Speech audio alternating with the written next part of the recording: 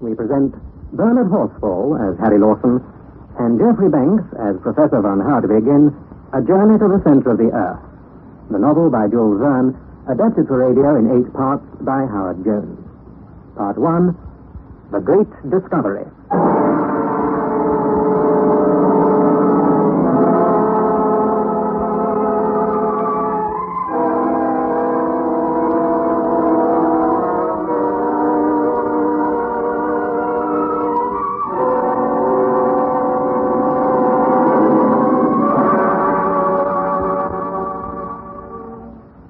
Looking back to all that has happened to me since that eventful day, I can scarcely believe in the reality of my adventures.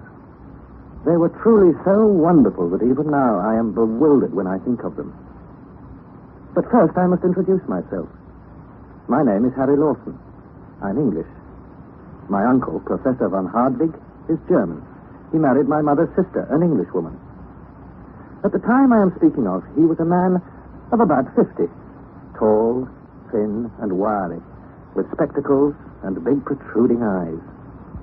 Being fond of me, he had invited me to study under him at his house in the Königstrasse in Hamburg, and this delighted me, for although impetuous and eccentric, my uncle is a scholarly and wealthy man, a professor of philosophy, chemistry, geology, mineralogy, and many other ologies.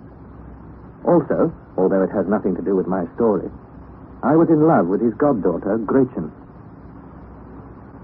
Well, one day, my uncle returned from a solitary walk in a tearing hurry, flung back the front door, and shouted at the top of his voice, "Harry!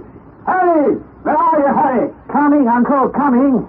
What's all the excitement?" "Wonderful, wonderful, wonderful. Harry! This book I have just bought. Looks pretty old. What is it?" Heims Kringla of Snorre Turlleson, the celebrated Icelandic author of the 12th century. It is a true and correct account of the Norwegian princess who reigned in Iceland. Dear me, what language is it written in, Uncle? It is a runic manuscript, the language of the original population of Iceland, invented, so the tradition says, by Odin himself. I was about to venture some misplaced joke on the subject when a small scrap of parchment fell from the leaves of the book. It was about 5 inches by 3, and scrawled over in the most extraordinary fashion. Like a hungry man snatching at a morsel of bread, the professor seized it, told me to sit down and write. Are you ready? Yes, Uncle. And follow closely. I will substitute a letter of our alphabet for that of the runic on the parchment, and we will see what that produces. Now, begin, and make no mistakes.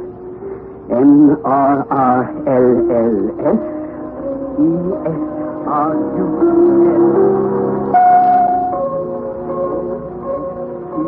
O-B-O-K-E-D-I-I-I.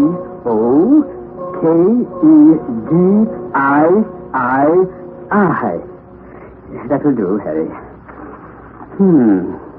This puts me in mind of a cryptograph. Unless the letters have been written down without any meaning. But why do that? Who knows? I may be on the verge of some great discovery. Uncle, I scarcely think. Seems likely that this parchment was written by some owner of the book. Perhaps he wrote his name in the book. Now, what is this on the flyleaf? Is it a blot of ink or... Arne Saknussemm. Arne Saknussemm! The name of a learned Icelandic professor of the 16th century, a celebrated alchemist. At one time, he was the owner of this book. He wrote his name here. He's alchemist. Avicenna, Bacon, Jules, Paracelsus, they were the only learned men of their day. They made astonishing discoveries. My boy, may not this Saknussemm have hidden on this piece of parchment the secret of some astounding discovery? Possibly, but why conceal it if it was a useful and worthy discovery? Oh, did not Galileo make a secret of his discoveries in connection with the planet Saturn? But we shall see. So, until I discover the meaning of this sentence written by Saknussemm, I will neither eat nor sleep. My dear Uncle. And neither will you. This man Saknussemm was very learned. And, like most learned men of the 16th century, he probably wrote in Latin. If my guess is wrong, why then we must try Spanish, French, Italian, Greek, yes, or even Hebrew. However, my opinion is decidedly in favor of Latin. We shall probably find that the words are arranged to some mathematical plan. Perhaps one figure is the key to this whole puzzle. Now, Harry, show your English wit. What is that figure? I haven't the faintest idea. Then let us pick out letters at regular intervals. Here, Harry, take up your pen and start to write. M-M-E-S-S-U-N-K-A.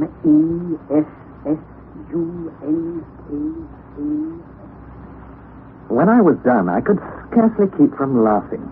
I had written down 4 lines of complete nonsense, so it seemed to me. On the other hand, my uncle... No! What does it mean? What does it mean? Well, it won't defeat me. It won't. I will find out. That I will. Left to myself, I lit my pipe and dropped into an armchair. I could easily imagine my uncle tearing along some lonely road, gesticulating, talking to himself, cutting the air with his cane, still thinking of the absurd hieroglyphics. Would he hit on some clue and come home in a better mood? I picked up the wretched puzzle and tried every imaginable way of grouping the letters. I put them together by 2s, 3s, 4s, and 5s, all in vain. I pondered and pondered. It was enough to drive a man mad. Mechanically, I took up the piece of parchment and fanned myself with it, so that I saw first the front and then the back. Imagine my astonishment when, glancing at the back, the ink having penetrated the parchment, I clearly made out Latin words. Cryptogram, terrestri. It came upon me in a flash. This was the clue. I had discovered the secret. All you had to do was to read the document backwards. The ingenious theories of the professor were correct, and I, by sheer accident, had discovered what he wanted to know. I placed the parchment on the table. I passed my finger over each letter. I spoke it through. I read it out, and suddenly I felt as if I had received a knockout blow. Was it possible that a man had really accomplished this incredible thing? That a man had dared? Never, I cried, never shall my uncle learn this secret. He's quite capable of repeating this fearful journey. Nothing will stop him, nothing. What's more, he'll insist I go with him. I snatched up book and parchment and was about to fling them into the fire when the door opened and my uncle came in. I had scarcely time to put the wretched things down before he was at my side. He dropped into his chair and began to make some algebraical calculations. I knew he was wasting his time. I had discovered the clue, and I intended to keep it to myself. I did not dare to leave him, and at last I fell asleep on the sofa. When I awoke, it was morning, and my uncle was still at work. His red-rimmed eyes, his tousled hair, and flushed cheeks told me what he was feeling. It made me ill to look at him. So I looked the other way, crossed my arms, and smoked, resolved never to betray the secret. When the cook wanted to go out to market, she found the front door locked and the key taken away. Did Professor Hardwigg intend the old woman and myself to starve to death, martyrs of his obstinacy? He continued counting and writing and counting, thinking of neither food nor drink.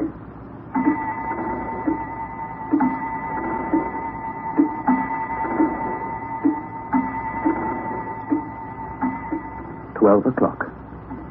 I was famished. There was nothing in the house. 2 o'clock. I could not bring myself to keep silent any longer. "Uncle," I said, but he didn't hear me. "Professor Hardwigg." How did you speak? Uncle, I have already made an important discovery. Do you have some idea of the meaning of this call? You, Harry? Yes, Uncle. Look at the sentence you dictated to me. I'm looking. It means nothing. Nothing if you read from left to right, but if you read from right to left. Backwards. Oh, backwards. Most cunning Saknussemm. What a blockhead I am. In Neffels Joculis Craterem Chem Delibat. Dog Latin, of course. The meaning of the whole passage in English is descend into the crater of Jökull of Snæfell, which the shade of Skartaris caresses before the talons of July, audacious traveler, and you will reach the center of the earth. I did it. Arne Saknussemm. Oh, wonderful. What is the time? The time, I say. About 3 o'clock. Then let me have something to eat and then get my portmanteau ready. What for, Uncle? Your own portmanteau, too. We start at once. Where are we going? Going? What do you think? We are going to follow in the steps of Arne Saknussemm. That night, after dinner, my uncle called me up to his study. We each took a chair on opposite sides of the table. It struck me that he was in a particularly good humor. Harry, you have rendered me a service never to be forgotten. Without you, this wonderful discovery would never have been made. It is my duty, therefore, to insist on you sharing the glory. Glory, Uncle? True glory. But I must warn you, you must keep the whole affair a profound secret. There is no more envious a race of men than scientific discoverers. At all events, we shall be first in the hills. I doubt if you'll have many competitors. A true scientist would jump at the chance. If this document were once made public, we should find a perfect stream of pilgrims on the tracks of Arne Saknussemm. But isn't this parchment likely to be a hoax? No, Harry. The book in which we found it is sufficient proof itself of its authenticity. Well, I'll admit Saknussemm may have written the lines, but he was probably just trying to mystify people. And what's all this about Jökull and Snivels and Skartaris? I've never heard of them. That's the very point I'm coming to. Not long ago, I received a map from my friend Augustus Petermann of Leipzig. It is put down the third atlas from the second shelf. Series Z, plate 4. Oh, very well. Series Z, plate 4. Is this the one you mean? Yes. Now, it is one of the finest maps of Iceland. It will settle all your doubts, difficulties, and objections. The whole island, you see, is composed of volcanoes. And note carefully, they all bear the name of Jökull. It's an Icelandic word. It means a glacier. Most of the high mountains, volcanoes, erupt from ice-bound caverns. But what does the word Snivels mean? Follow my finger to the western coast. And there you see Reykjavik, the capital. Follow the direction of one of its innumerable fjords, and what you see below the 56th degree of latitude. A peninsula, like a thigh bone in shape. And in the center of it, a mountain. That is Snæfell. Snæfell, a mountain 5,000 feet high, one of the most remarkable in the whole island, and destined to become the most celebrated in the world. For through its crater, we shall reach the center of the earth. Impossible. Why impossible? Because the crater is choked with lava and burning rocks. And if it be extinct? Yeah, that would certainly make a difference, I grant you. It certainly would. There are about 300 volcanoes on the whole surface of the globe, but the greater number are extinct. Of these, Snæfell is only one. It has not erupted since the year 1219. Oh, very well, Uncle, but why all this mystery about Skartaris and the calends of July? Why, this shows how particular Saknussemm is in his directions. The Snæfell mountain has many craters. He is careful to indicate the exact crater, which is the high road to the center of the earth. He tells us that about the end of the month of June, the shadow of nearby Mount Skartaris falls upon this one crater. There's no doubt about the matter. Let's suppose that Saknussemm is right.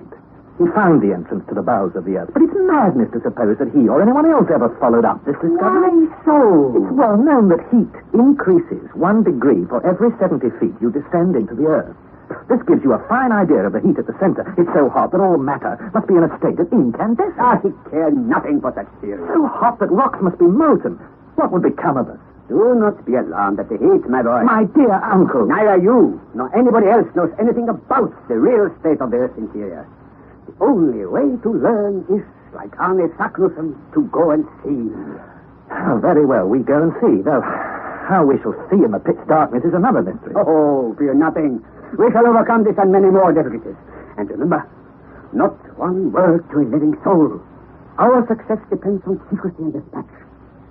We shall leave for Copenhagen, the first stage of our journey, at daybreak the day after tomorrow. Courage, Harry! All will be well. We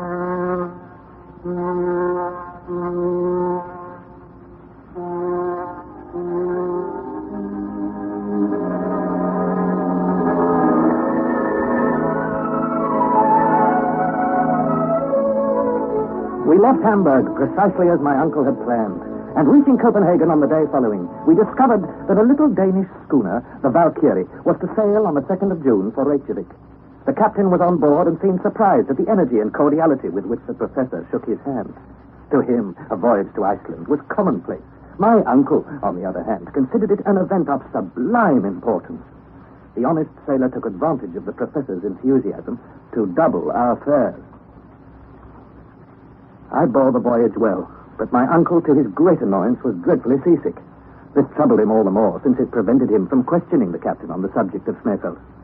He spent most of the time lying on his bunk, groaning and dwelling hopefully on the end of the voyage. I felt no pity for him. At the end of a fortnight, we again sighted land, Reykjavik. My uncle dragged himself from his cabin, haggard and pale, but full of enthusiasm, his eyes shining with pleasure and satisfaction. He led me to the quarterdeck, gripped my arm, and pointed over the northern part of the bay to a high twin-peaked mountain, a double cone covered with snow. Behold, behold, Mount Snæfell.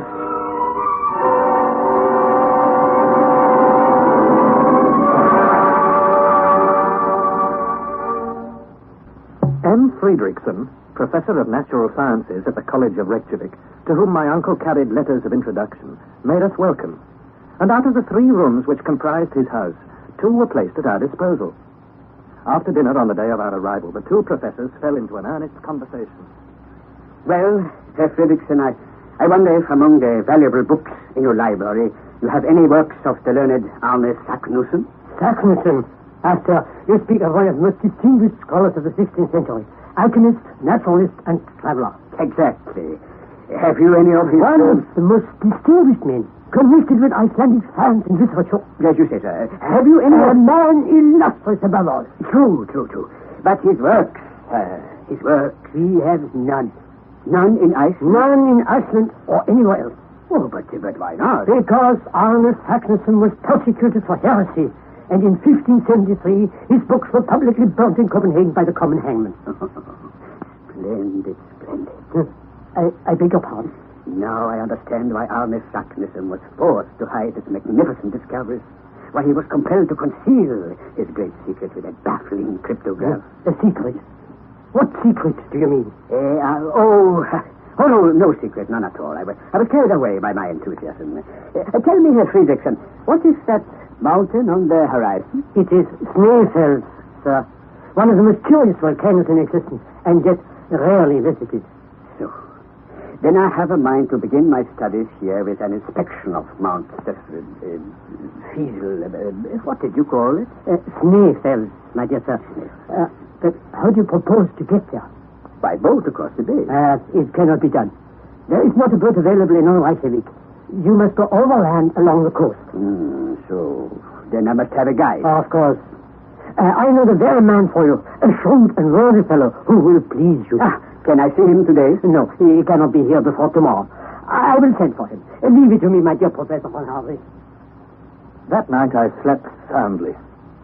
When I awoke in the morning, I heard my uncle speaking in the next room, and I dressed hastily and joined him. He was talking earnestly with a man of Herculean build and quick, intelligent eyes. A man whose bearing revealed a calm and phlegmatic temperament. My uncle beamed at me. Hey, my dear boy, this is Hans Bjelke.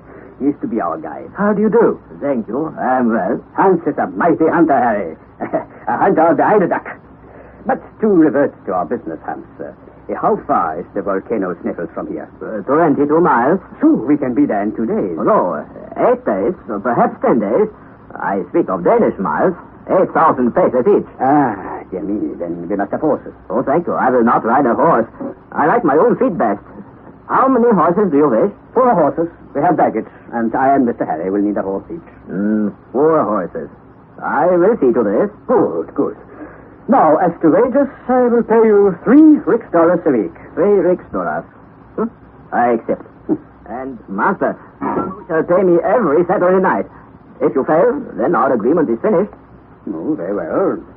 Let me pay you now, 1 week in advance. Oh, thank you, no. You'll pay after my work, not before. After. As you say. Hans, I wish to start in 48 hours from now. Can you be ready? 48 hours from now. It is understood. I go now. I go and prepare. Farewell. A splendid fellow. Eh, Harry? But he little suspects the marvelous part he's about to play in the history of exploration. You mean that he'll come with us all the way? To the center of the earth, my boy. To the center of the earth.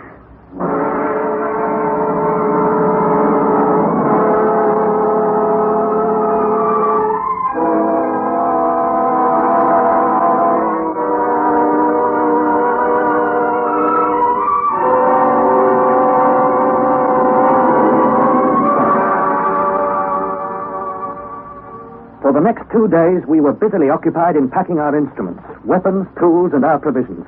Our instruments, briefly, were as follows. 1, a thermometer of Iceland, marked to 150 degrees. 2, a manometer, an instrument worked by compressed air to ascertain atmospheric pressure at sea level. 3, a first-class chronometer by Boissonat of Geneva. 4, 2 compasses. 5, a night glass. 6, 2 Ruhmkorff's coils, worked by electricity, which would supply a first-rate portable light. 7, a voltaic battery. Our weapons consisted of 2 rifles and 2 6-shooter revolvers. Our tools were 2 pickaxes, 2 crowbars, a silken ladder, 3 iron-shod poles, a hatchet, a hammer, a dozen wedges, some pointed pieces of iron, and a great quantity of strong rope. The hamper of provisions contained enough concentrated meat and biscuit to last us 6 months. The only drink provided by my uncle was the Hollands gin called Schiedam. Of water, not a drop. However, we carried gourds, and my uncle counted on finding water and filling them at the outset of our journey. Finally, we also carried a medical chest, boxes of tinder and tobacco, and a large belt crammed with notes and gold. I shall not dwell on our adventures and misadventures on the journey to Snæfellsnes. When we arrived at the village beneath the mountain, Hans hired 3 Icelanders to replace the horses. It was understood that these men would leave us at the bottom of the crater. When my uncle told Hans that he intended to explore the volcano to the last possible limits, Hans shrugged his shoulders and said, It is all right.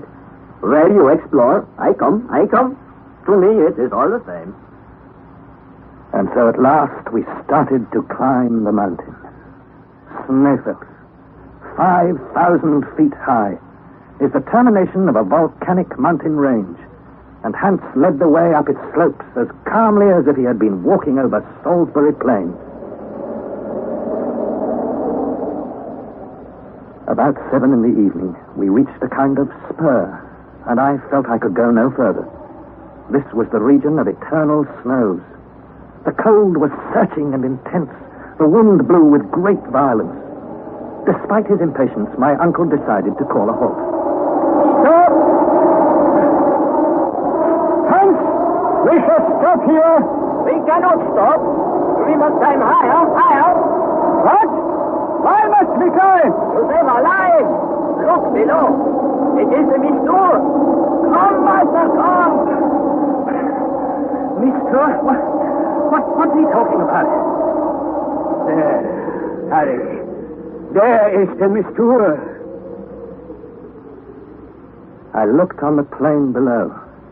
A vast, prodigious volume of pulverized pumice, sand, and dust was rising to the heavens in the form of a mighty waterspout, and the wind was driving it directly towards the side of Snæfellsnes where we were perched.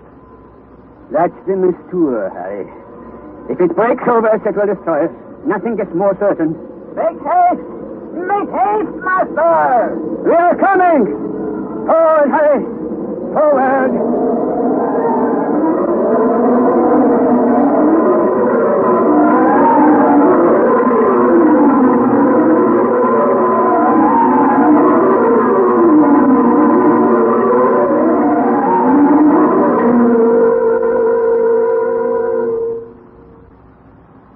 That was part 1 of A Journey to the Center of the Earth, adapted by Howard Jones from the novel by Jules Verne. The cast was as follows. Harry Lawson was played by Bernard Horsfall, Professor von Hardwigg by Geoffrey Banks, Professor Fridriksson by Georg Scheldrup, and Hans Bjelke by John Daglish. It was produced in the north of England by Trevor Hill.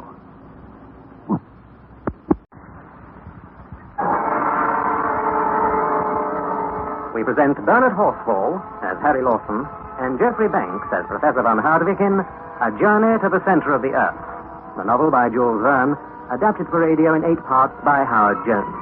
Part 2, The Shadow of Scutari.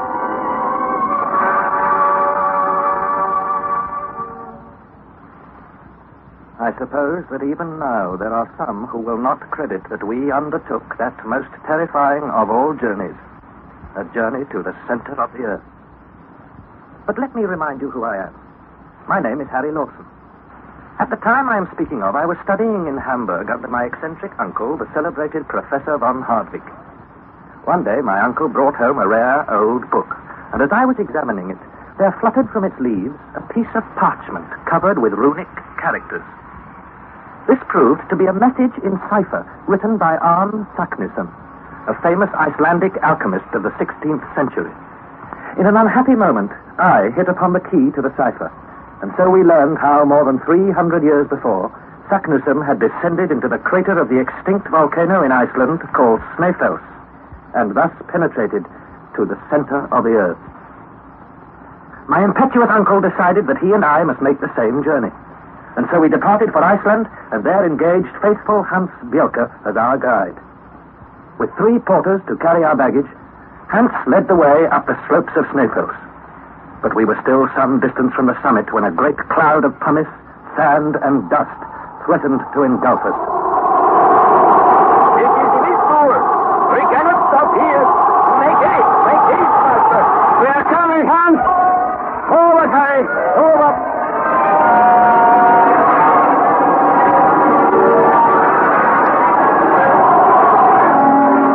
I have never felt such misery, fatigue, and exhaustion in my life. At last, when I thought myself at my last gasp, about 11 at night, we reached the summit of Mount Snæfell. We descended a little into the shelter of the crater, and lying there on a bed of granite, I fell asleep. In the morning, we climbed up to look at the panorama beneath us. My uncle was enraptured. Oh, wonderful! Wonderful! Look yonder! Over the sea! That is Greenland! Greenland? Can we see so far? We are 5,000 feet up. On the summit of the great, the transcendent Snæfell. And here are its 2 peaks, north and south. Hans will tell you the name of the peak we are standing on. The name of this peak is Scartaris. Scartaris, Harry. Do you hear? Do you remember what the great Arne Saknussemm wrote of the peak Scartaris? Yes, I remember. A splendid crater, my boy. Half a mile across at least. A great cannon, that's what it is, Uncle. And to descend inside a cannon when perhaps it is loaded and will go off at the slightest shock is the act of madness. Come, while we're wasting time. Forward, Hans! Forward!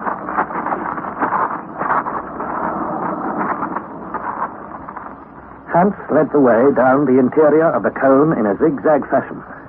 Some parts consisted of interior glaciers, which he tested with his long iron pole. Some parts were so doubtful and dangerous that we had to be tied together. By midday, we had completed this stage of our journey. I looked up and saw only the upper orifice of the cone, like a circular frame to a very small portion of the sky, a portion that seemed to me singularly beautiful.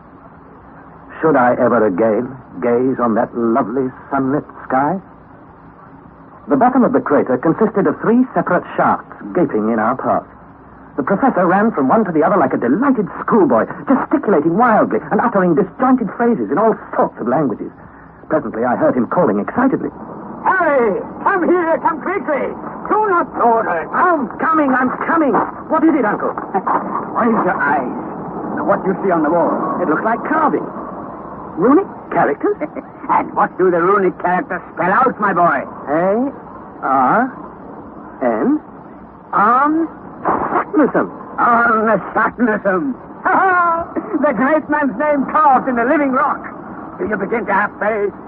Well, do you? I could not answer a single word. The evidence was unanswerable. Overwhelming. I went back to my seat, covered my face with my hands. and dreamed. My beloved home and my beloved cousin Gretchen. When I raised my head, there remained at the bottom of the crater only myself, my uncle, and Hans.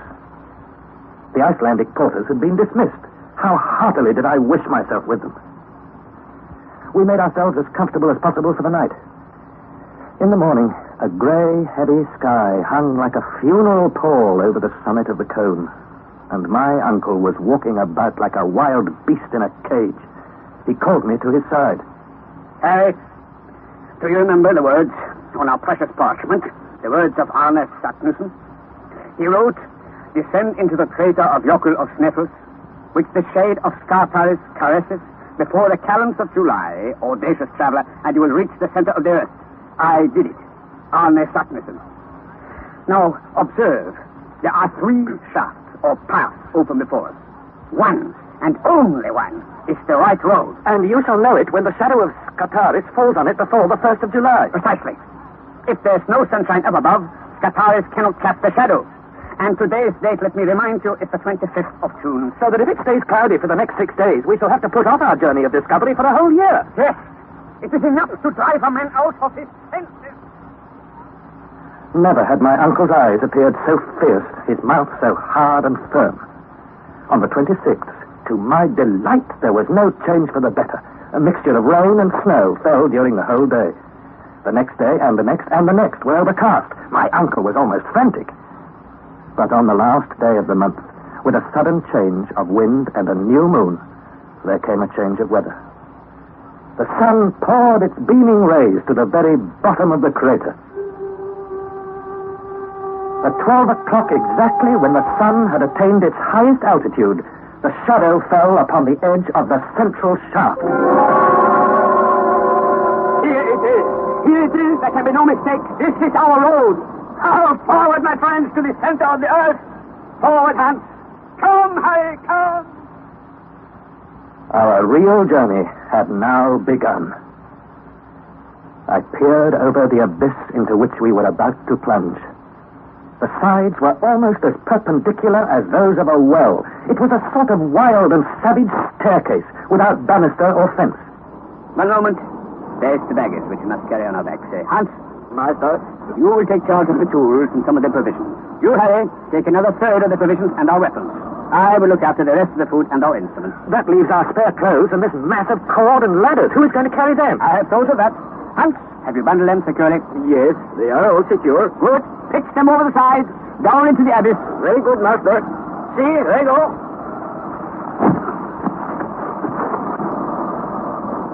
Now, it is our turn. I shall loop a rope over any suitable block of lava, and we shall go down hand over hand. You first, Hans. I will follow. Harry, you bring up the rear. As you join us, pull one end of the rope, and you put it forward to your feet. Come now. Forward, Hans. Forward.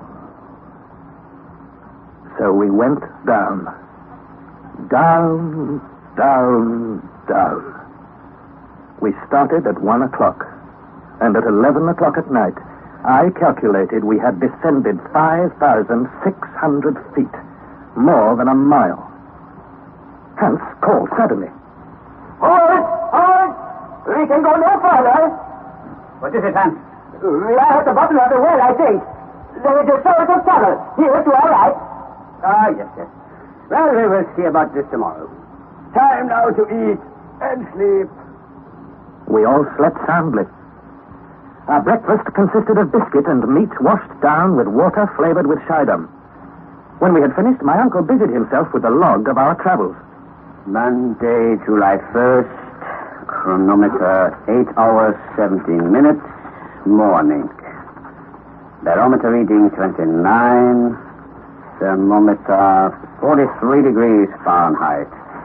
Direction east southeast. The barometer shows that we are just about on sea level.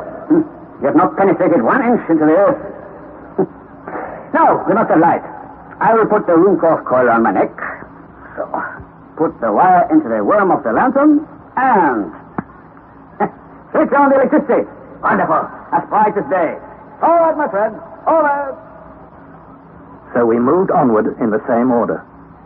For hour after hour we marched, and sometimes slithered down a steep slope in a southeasterly direction. My uncle was in a cheerful mood. Cheer up, my boy. We are making satisfactory progress, are we not?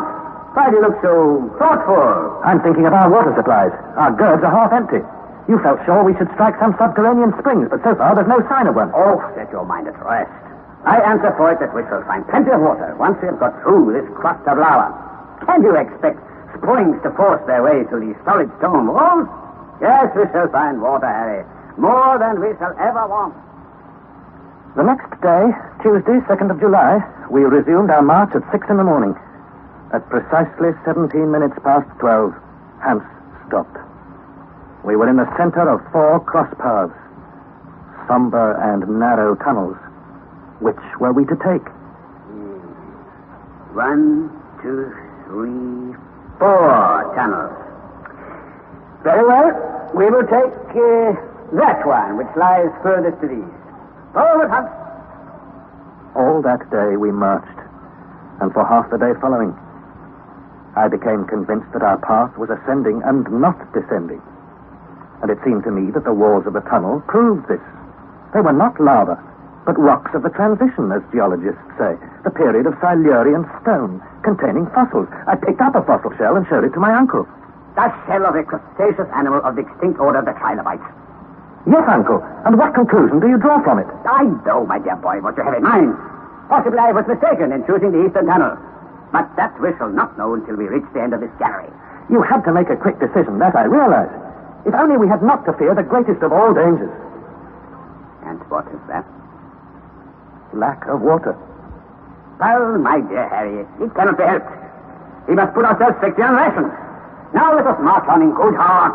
Come, Harry.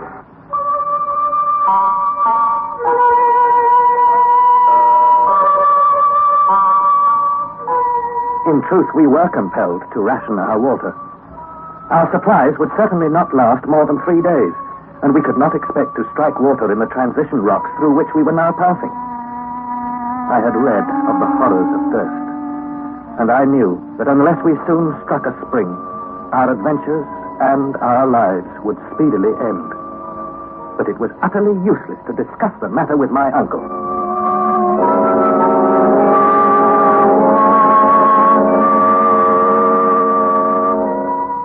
During the whole of the next day we marched, on through this interminable gallery, arch after arch, tunnel after tunnel. We marched without exchanging a word.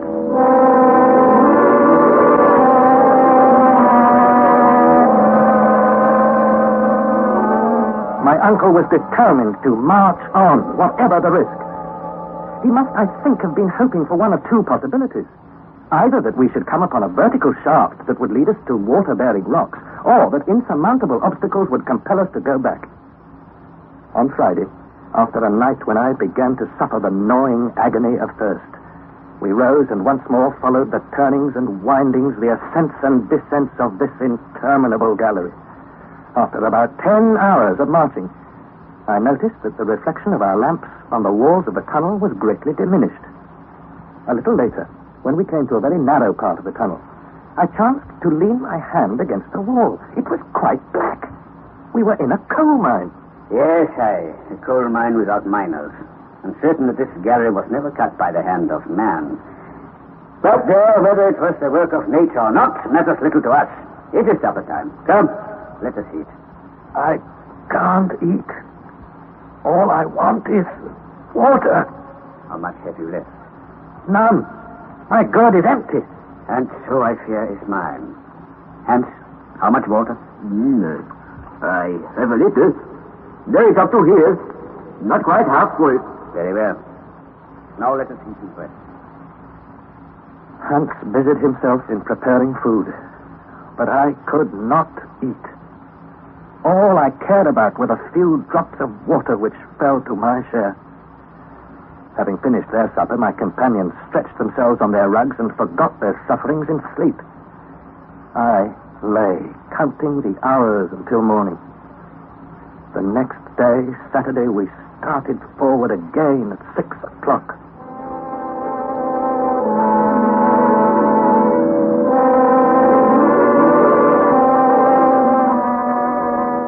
On On we marched through the coal mine. The road continued to advance on the level, and my uncle could scarcely conceal his impatience and dissatisfaction.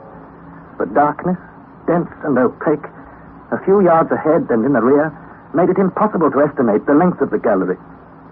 For myself, I began to believe that it was well nigh interminable and would go on in the same manner for months. Halt! Halt! It is not time to halt. Not for hunt! Oh, we cannot march more. There is no way. What is this you say? We cannot march forward, master. There is no way to right or left. There is no way up or down. See? There is only this great wall. A solid wall. Well, so much the better. At least I know what they are about. We are certainly not on the road taken by Saknussemm. All we have to do is to go back. Let us have one night's good rest, and before 3 days are over, I promise we shall have reached the point where the gallery is divided. If our strength lasts as long? And why shouldn't our strength last that long? Because this time tomorrow there will not be one drop of water amongst us. It will all be gone. And your carriage with it. What could I say? I turned over on my side, and from sheer exhaustion fell into a heavy and troubled sleep. I dreamt of water. And when I awoke, I would have bartered a diamond mine for a glass of pure spring water. In the morning, we started our return journey at a very early hour. There was no time for delay. I estimated that it would take us 5 days to reach the spot where the gallery is divided. I cannot describe all the sufferings we endured on our journey. My uncle bore them like a man who has been in the wrong. That is, with concentrated and suppressed anger. Hans, with all the resignation of his gentle character. And I confess I did nothing but complain and despair. As I expected, our water gave out during the first day of the return march. We were reduced to our supply of Schiedam. But this horrible, nay, I will say, this infernal liquor burnt my throat, and I could not even bear the sight of it. I found the temperature stifling. I felt almost paralyzed with fatigue. More than once I thought I was about to fall unconscious to the ground.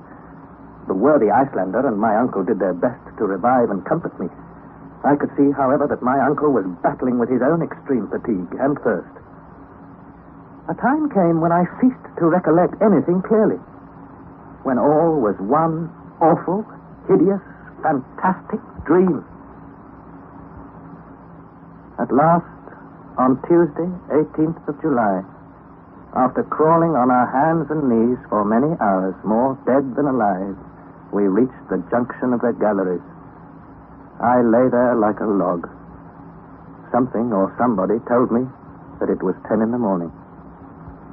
Hans and my uncle, leaning against the wall, tried to nibble at some pieces of biscuit. I fell into a sort of swoon. And presently, I felt my uncle lift me tenderly in his arms. Harry. Oh, my poor boy. I could not speak. But I was moved by his words, being unused to womanly weakness in him.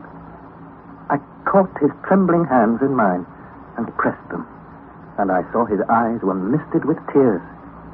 He took the gourd which was slung at his side, and to my bewilderment, he pressed it to my lips. Drink, my boy. Drink. Had I heard aright? Or was my uncle mad? Almost before I could think, a mouthful of water cooled my parched lips and throat. One mouthful. But I believed it saved my life. My heart was too full to speak, but I thanked my uncle by pressing his hand. Yes, Harry, a mouthful of water. The last. The very last. I have treasured it at the bottom of my gourd. 20 times, 100 times I have resisted the urge to drink it. My dear uncle. I knew that when we reached here you would fall half dead. As indeed you did. That's why I saved this last drop of water for you. Thank you, uncle. That's better, eh? It has revived you. Nobly. Uncle, there's no doubt what we must do. Our journey has ended. Let us get back to the surface, to Snæfell. May heaven give us strength, and we may once more see the light of day. Go back. Go back? Yes, and without delay. So, my dear Harry, these few drops of water are not enough to restore your energy and courage. Courage? You're as downcast as ever. Still you give way to despair. But I will not give up, just as we are on the verge of success. Never shall it be said that Professor von Hardwigg turned back. Then we must make up our minds to die. No, Harry, my boy. Go. Leave me. I am very far from desiring your death. Leave me, I say, and take Hans with you. I will go on alone. Alone? Yes. I have undertaken this dangerous adventure. I will see it through to the end, or I will never return to the surface of Mother Earth. Go, Harry! I tell you once more, go! My uncle's voice was now harsh and menacing. He had become terribly excited. Meanwhile, our guide looked on with profound calmness and indifference, although he must have known perfectly well what was going on between us. It occurred to me that Hans and I might persuade the professor to turn back. If the worst came to the worst, we would compel him to return to the surface. After a time, I quietly approached Hans. Hans, listen. There is the road back, the road to Snæfell, to life and freedom. We must persuade the professor. The professor says no. But we are wiser than he is, Hans. The professor says no. We do not go back. He is master. The master? He is not the master of our lives. We will drag him with us if we must. Do you hear me? Do you understand what I say? My good Harry, be calm. You will get no satisfaction from my devoted Hans. This wretched lack of water is the sole obstacle to our success. It is possible we shall be luckier in the western tunnel. Luckier? No, listen to me. While you lay senseless, I reconnoitered the other gallery. It goes directly downwards, and in a few hours will take us to the old granite formation in which we shall certainly find water. Now, this is my proposition. When Christopher Columbus asked his crew for 3 days to discover the land of promise, they agreed. And the new world was discovered. Now I, the Christopher Columbus of this underworld, I ask of you 1 more day.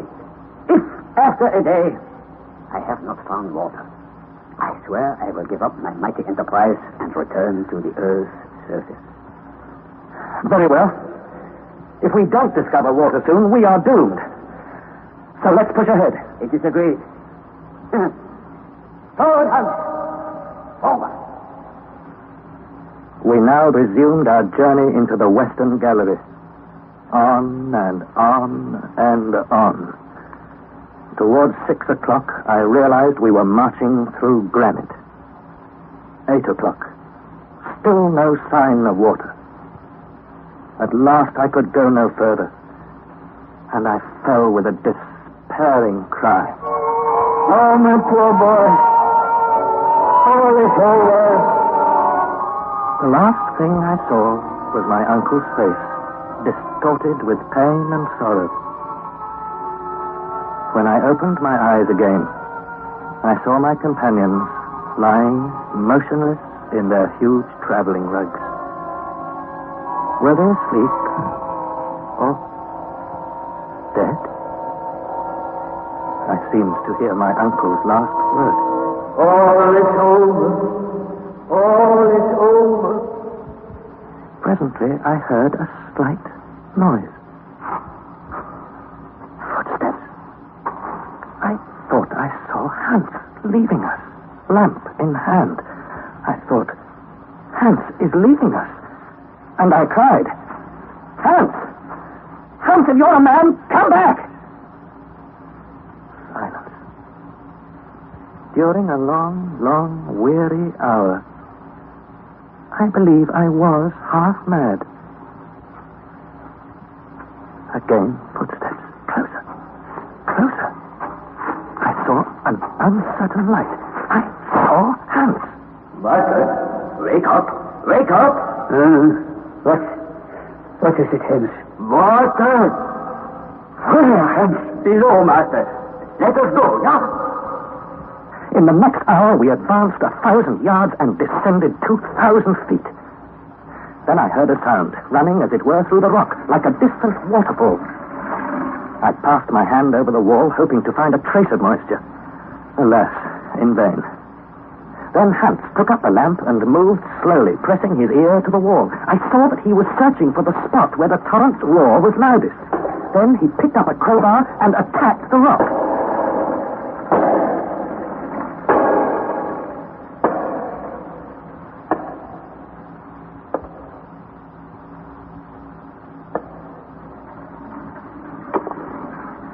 At the end of what seemed an age, Hans had made a hole 2 feet into the rock.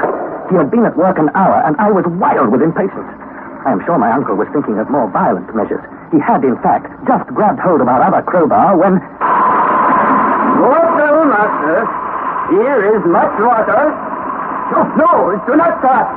Hands, they are coldest. The water. It's boiling!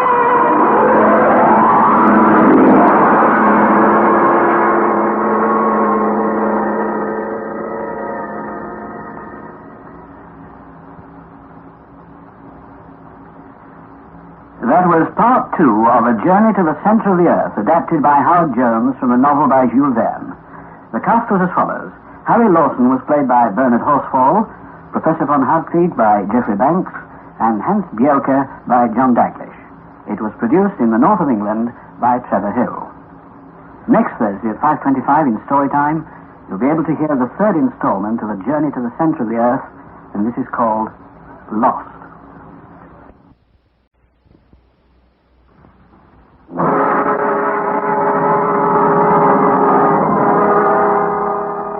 We present Bernard Horsfall as Harry Lawson and Geoffrey Banks as Professor von Hardwigg in A Journey to the Center of the Earth, the novel by Jules Verne, adapted for radio in 8 parts by Howard Jones. Part 3, Lost. Yes, my name is Harry Lawson. I am a nephew by marriage to that celebrated, brilliant, eccentric German scientist, Professor von Hardwigg. It was he who planned our unforgettable journey, a journey to the center of the earth. But I, in a sense, was responsible for it, for I hit upon the clue which enabled us to decipher some runic writing on an ancient parchment. It was the writing of one Arne Saknussemm, an Icelandic alchemist of the 16th century. And he told how he had journeyed to the center of the earth by descending the crater of the volcano Snæfellsnes in Iceland. My uncle was determined that we should follow in Saknussemm's footsteps. So, with our faithful Icelandic guide, Hans Bjelke, we descended the crater of Snæfellsnes. Presently, we reached a spot where 4 subterranean galleries opened up before us. My uncle chose to follow the eastern gallery. We marched for days and days. Our water supplies were exhausted. At last, we ran up against a solid wall of rock. We had followed the wrong road. We turned back on a nightmare march, during which I became delirious with thirst. We reached the junction of the galleries, where it seemed we were doomed to die. But Hans, exploring a little on his own account, heard the rush of water beyond a granite wall.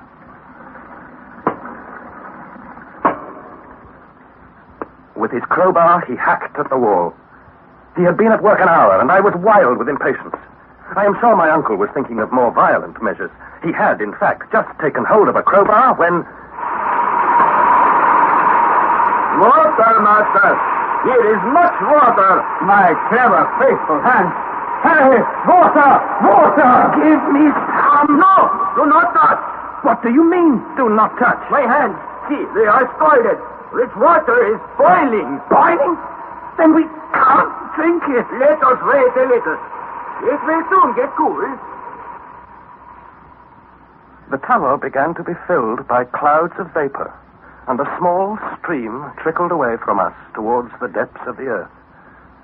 In a short time, it was sufficiently cool to drink, and we gulped it down in great mouthfuls. I remarked that it tasted of iron. Yes, indeed, my boy.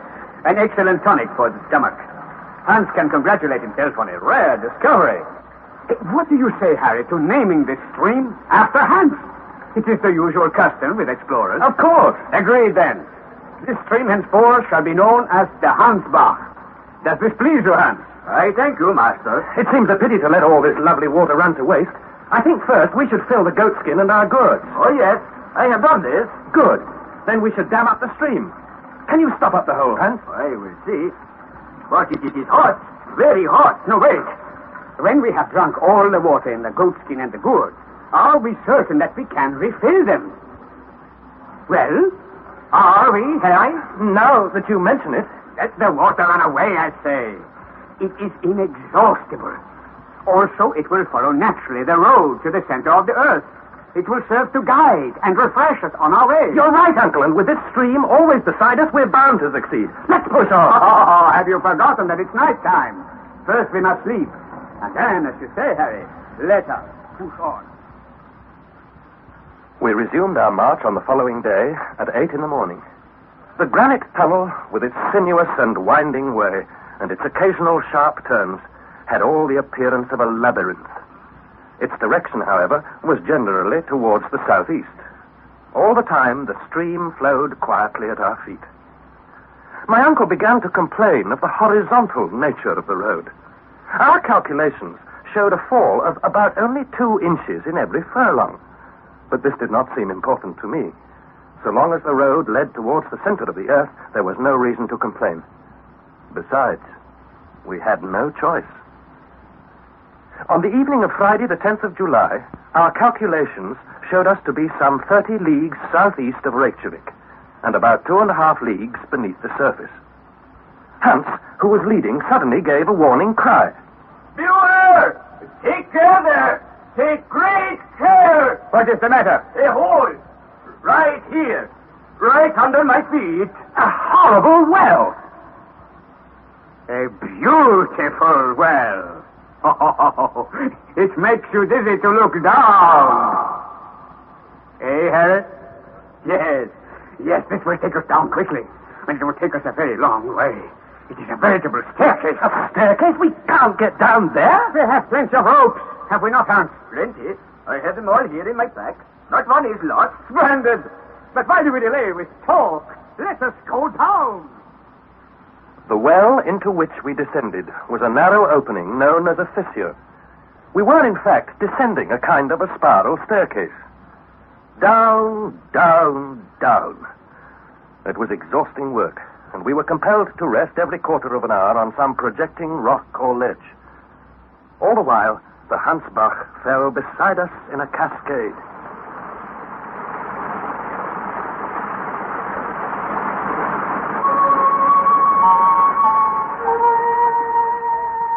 For 2 whole days, we followed the staircase down, penetrating 2 leagues deeper into the crust of the earth. On the 3rd day, however, at about 12 o'clock, the fissure suddenly assumed a gentler slope, still tending in a southeasterly direction.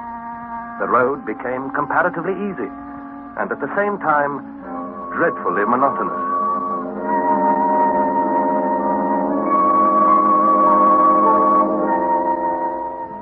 It would have been difficult for matters to have turned out otherwise. Our journey had no chance of being diversified by landscape and scenery. We pushed on steadily. 3 days later, on Saturday, the 18th of July, we reached a kind of vast grotto. My uncle paid Hans his wages, his usual 3 rix dollars, and declared the next day a day of rest. On Sunday morning, after breakfast, he decided to put his scientific notes and calculations in order. Yes, when we return to the surface, I shall want to make a map of our journey. It would not be too difficult. I have noted with the greatest care the angles and slopes we have followed. Hans, take the compass. Tell me how it indicates. It points east, 1/4 southeast. So, excellent. I calculate we have traveled 250 miles from our point of departure. That means that the Atlantic Ocean is over our heads. Certainly. At this very moment, perhaps storms are raging above us, men and ships are battling with high winds. Perhaps whales are up there, playing in shoals, thrashing our roofs. Possibly. But don't worry, there's no danger of them breaking through. But let's get back to our calculations. We are 250 miles southeast of Naples. And according to my previous notes, we have come 16 leagues in a downward direction. 16 leagues? 50 miles into the Earth? I'm sure of it. 50 miles down? That's the limit allowed by science for the thickness of the Earth's crust. I agree. And according to all known laws on the increase of heat, the deeper you penetrate, there should be here a temperature of, let me see now. Yes, a temperature of 1,500 degrees on the Rheomer scale. In which case, these granite walls all about us shouldn't be here at all. They should be in a molten state. So, do you see, my boy? Facts are very stubborn things and overrule all theories. Hans, what temperature does the thermometer indicate on the Rheomer scale? He indicates... wait, please. He indicates 27 and 6/10 degrees. Yeah, so, science is wrong by 1,474 degrees and 4/10 of a degree. Harry, your great Sir Humphrey Davy, who repudiates the central heat theory, here shines forth in all his glory. He is right, and I have done well to believe in him. Eh, Harry? Eh? Your calculations lead me to a stupendous conclusion, Uncle. Then what is that? Look at it in this way. From this spot where we are now to the center of the Earth is about 1,583 leagues. 1,583 and a quarter. We'll call it 1,600 in round numbers. Now, out of a journey of 1,600 leagues, we have completed 16. What then? Hans, how long has our journey occupied us so far? It is 20 days. You're sure of that? Oh, yes, I'm sure. It is exactly 20 days. Uncle, you hear that? Exactly 20 days to complete 100th part of our journey. If we go on at this rate, we shall be journeying on for 2,000 days, 5.5 years. To descend 16 leagues, we have made a horizontal journey of 85 leagues, so that we shall have to go about 8,000 leagues. No, you and your calculations. How do you know that this road will not carry us directly and quickly to our journey's end? Besides, what I have undertaken to do, and never has done before me. Arne Saknussemm? Yes, the great Arne Saknussemm. Why should not we be equally successful? I hope we shall, Uncle, but still, if I may be allowed to suggest... You are allowed to hold your tongue. And you talk so stupidly. I was only pointing out... My boy, whatever objections you raise, whatever fine theories you put forward, we shall go on. Hans? Yes, master. We shall go on, shall we not? We shall go on, if you say so, master. I do say so. So there you are, my boy. We shall go on. We shall go on.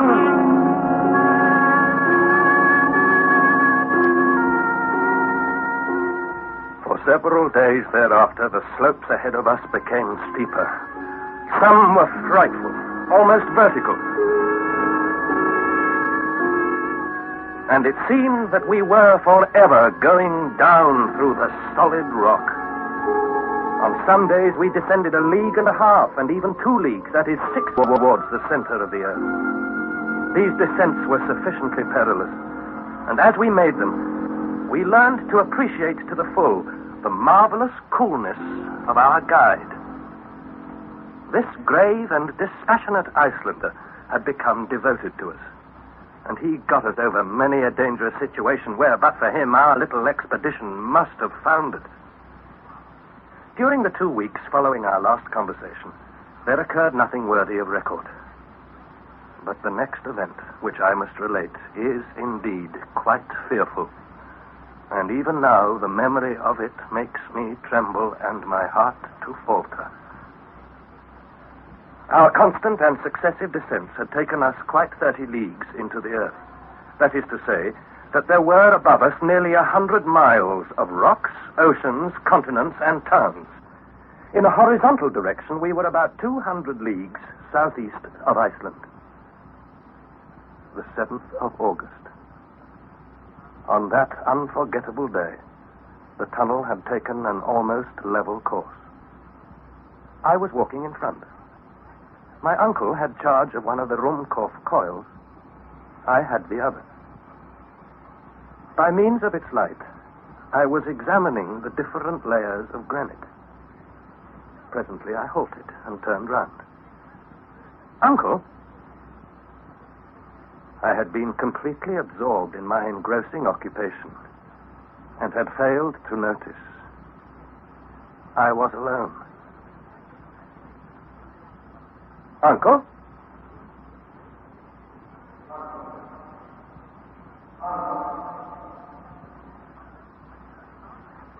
No reply. I've certainly been walking too fast, or perhaps the others have stopped to rest. Well, the best thing I can do is to go back and find them.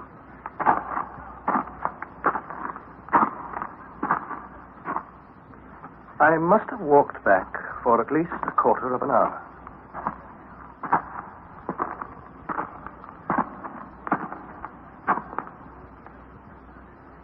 Not a living soul. Uncle! Uncle!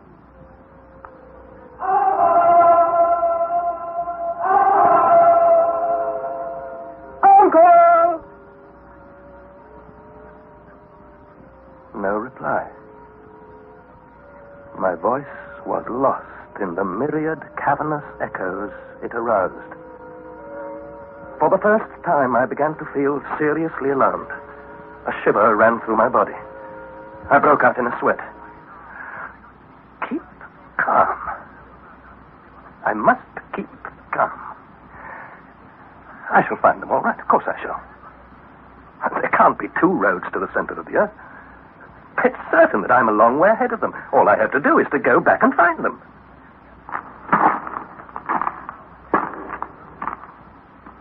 I ascended the tunnel for half an hour. I couldn't make up my mind whether or not I recognized certain markings and projections on the walls. Every now and again I paused and listened in case my uncle and Hans were calling, knowing well that in that still atmosphere I should hear them a long way off. But no, there was nothing to be heard. Nothing in all that immense gallery except the echoes of my own footsteps.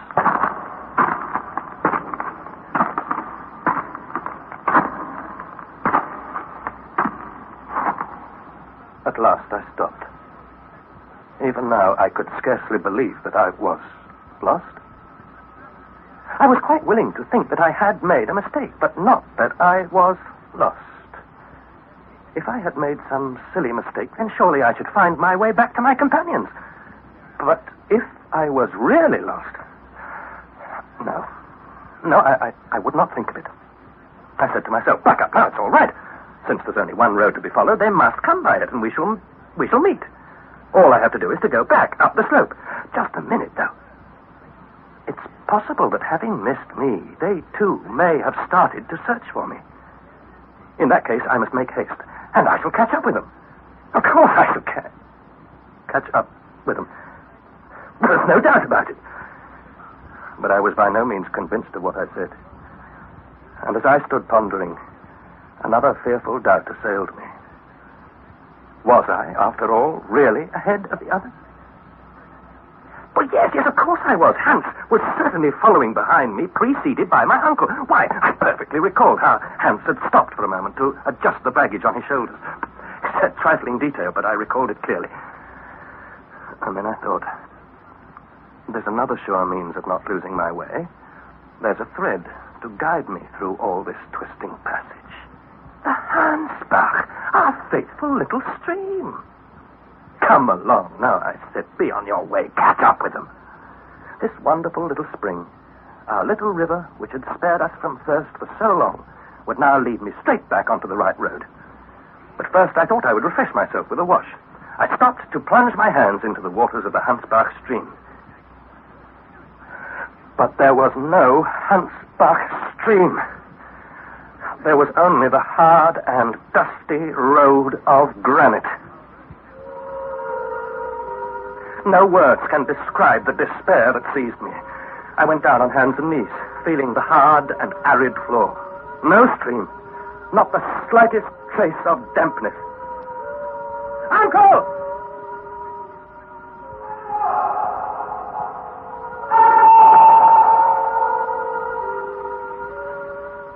was lost.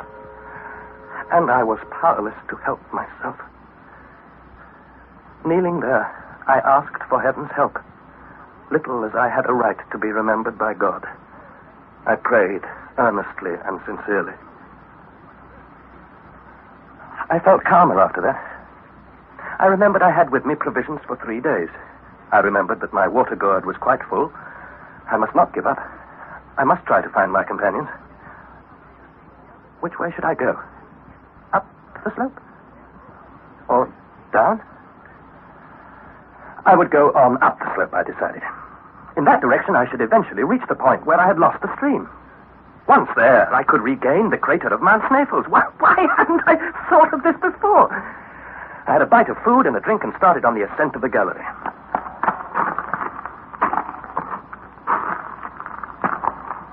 An hour passed.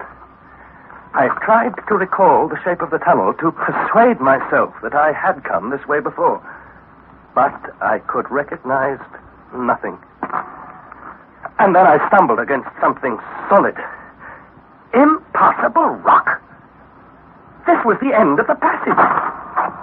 It was a mere blind alley. My last hope was now gone. I was lost in this vast labyrinth without a guide, without a clue, without a compass. When I stumbled, I had damaged my lamp, and I had no means of repairing it. Its light was already becoming fainter. Soon it would go out altogether.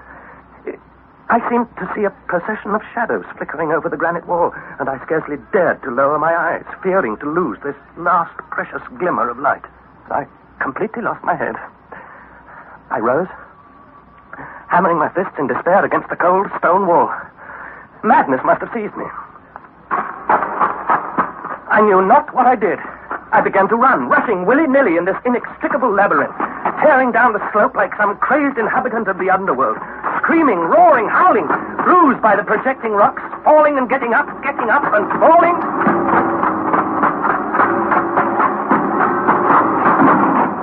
Where was I going? I did not know. Hours passed, perhaps many. At last, my strength exhausted, I dropped senseless to the floor.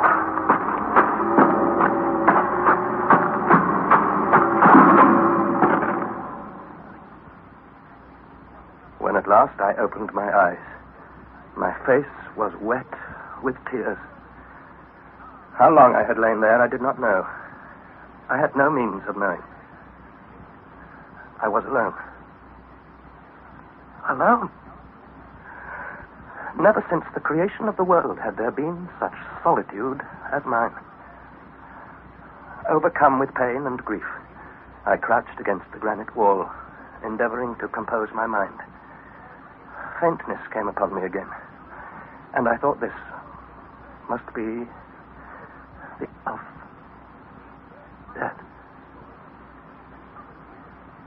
Then, suddenly there reached my ears a confusion of sound, like a distant rumbling of thunder. And in it, resounding far, far off, voices.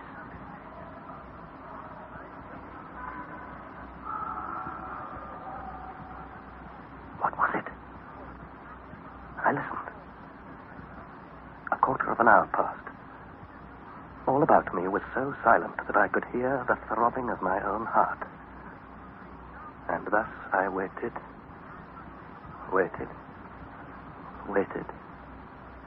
strangely hopeful. Then, by accident, my ear brushed against the wall, and I appeared to hear the faintest echo of a sound, as if I was listening to vague and incoherent voices. I cried aloud, "It can't be, it isn't true, it's delirium. I'm imagining it." But I listened all the more intently.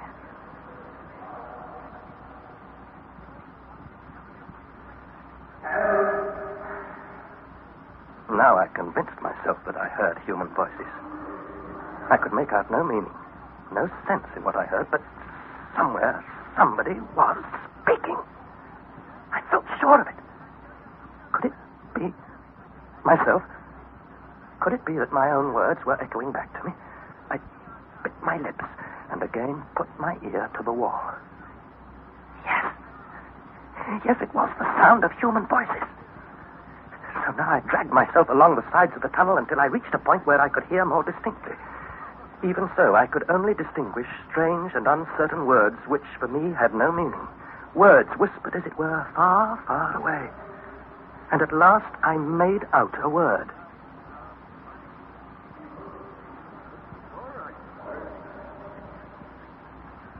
Forlorat? What did it mean? I didn't know. I didn't care. It was Danish. It must be either my uncle or Hans who was speaking. I yelled at the top of my voice, "Help! Help!" Then I listened, scarcely daring to breathe. I listened for the slightest sound, a cry, a sigh, a question.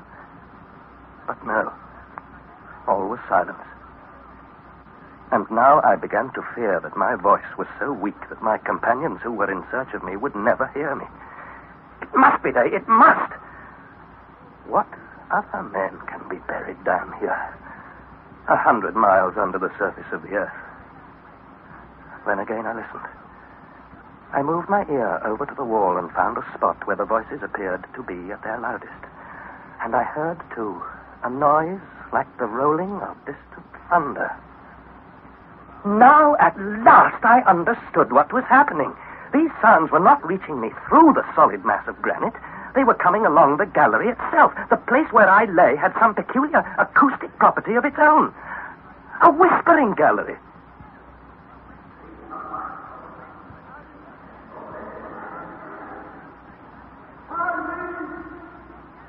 I heard my own name distinctly pronounced, cast, as it were, into space. It was my uncle, the professor, who was speaking. It was clear that shouting would not help me. In order to make myself heard, I, too, must speak along the wall of the gallery, which would carry my voice as effectively as a wire carries electricity from one place to another. But there was no time to lose. If my companions were to move only a few feet from where they now stood, there would be no acoustic effect, no whispering gallery. I put my lips to the wall, and I said as clearly and as distinctly as I could, "Uncle Hardwigg." I waited. I knew that sound did not travel very fast. And besides, I thought the density of the air at this great depth could only tend to slow it down. I waited. Many seconds passed. Seconds which to my distracted mind appeared an eternity. And then...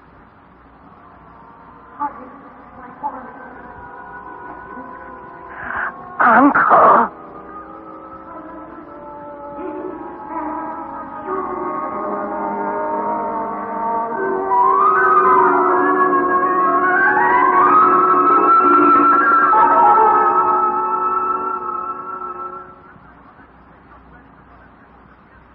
That was the third installment of A Journey to the Center of the Earth, adapted by Howard Jones from the novel by Jules Verne.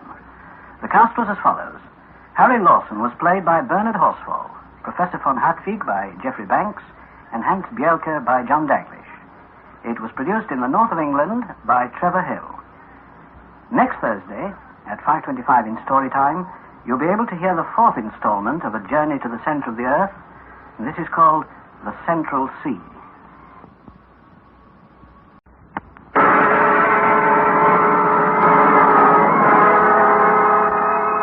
Present Bernard Horsfall as Harry Lawson and Geoffrey Banks as Professor von Hardwigg in A Journey to the Center of the Earth, the novel by Jules Verne, adapted for radio in 8 parts by Howard Jones. Part 4, The Central Sea. My name is Harry Lawson. I am a nephew by marriage of that now celebrated German scientist, Professor von Hardwigg. Professor Hardwigg is eccentric, brave, and impetuous. Accompanied by our faithful guide, Hans Bjelke, we descended the crater of Snæfell. We journeyed many leagues through subterranean passages. We almost died of thirst before Hans discovered a hot spring. One day, I became separated from my companions, 100 miles beneath the surface of the earth. I was alone, lost in utter darkness. I must have gone mad for a while. I ran about, screaming, dashing myself against the granite sides of the passage. And then, as I lay with my head close to the wall, I seemed to hear a strange, distorted jumble of sound far, far away.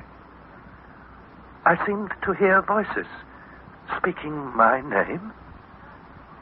Could it be that this passage was a sort of whispering gallery?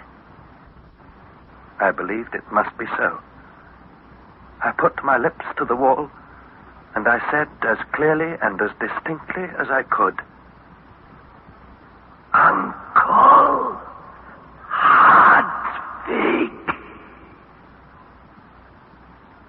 I waited. To my distracted mind, an eternity passed. Then some words reached my ears and stirred my throbbing heart anew. Harry, my boy, is that you? Harry, is that you? Yes. Yes, Uncle. Where are you? I don't know. And your lamp? My lamp is out. Smashed.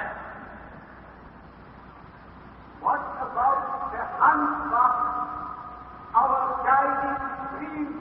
I have lost it. I see. Keep your courage up, Harry. We will do our best. Uncle, I haven't the strength to answer a lot of questions, but I beg you, for heaven's sake, go on talking to me. Do not talk yourself, my boy. Just listen to me. We have been searching for you in all directions, upwards and downwards in the gallery. I had begun to give up hope, even I, my dear boy. You can never know the tears I have shed. At last, supposing you to be still on the road, beside the Hensbach, we came down the gallery again, firing our guns. It may be a long time before we actually meet, but do not despair, my dear boy. It is something gained, even to hear each other. Uncle, there is one thing I must know. And what is that, Harry? I must know how far away you are. It's not difficult to calculate, I think. Let us do so. Have you the chronometer? Of course. Take it in your hand. Speak my name and note exactly the second at which you speak. I will reply as soon as I hear your voice, and you will note how much time has elapsed when my reply reaches you. Very good. The meantime between question and answer will be the time taken by my voice to reach you. Yes, and so we can calculate the distance between us. Break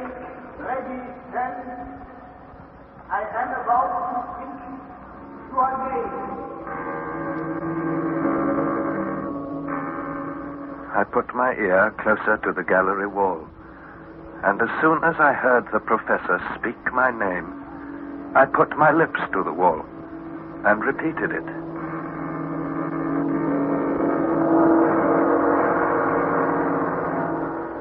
At last, at long, long last, my uncle spoke again.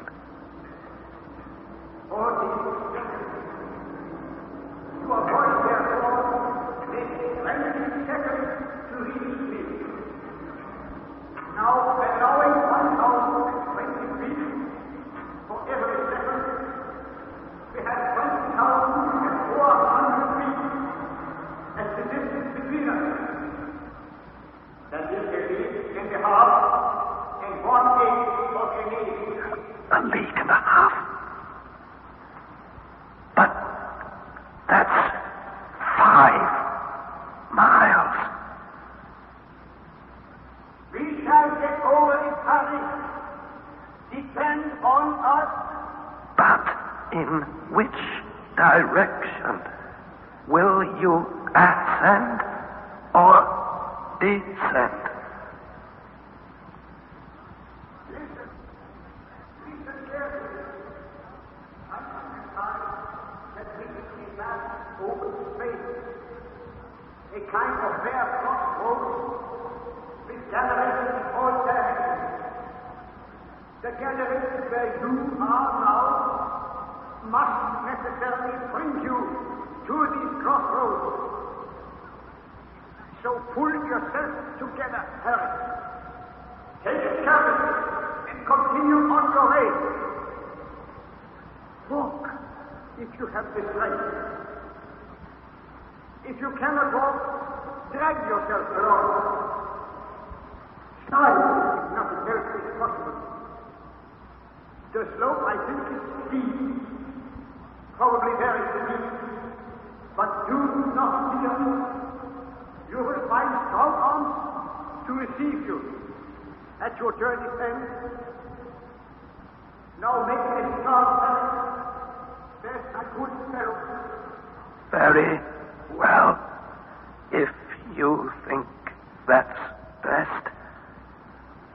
Once I leave this spot, we shan't be able to talk any more. I'm starting off now. Goodbye, Uncle. Goodbye. Goodbye, Harry. Until we say welcome.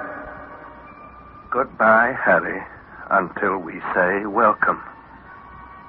These were the last words I heard my uncle speak. I rose unsteadily to my feet, but I soon discovered that I could not walk, that I must crawl and drag myself along.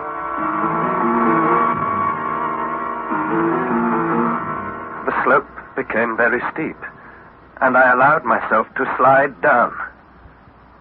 The slope steepened. I slid faster and faster. I could do nothing to save myself.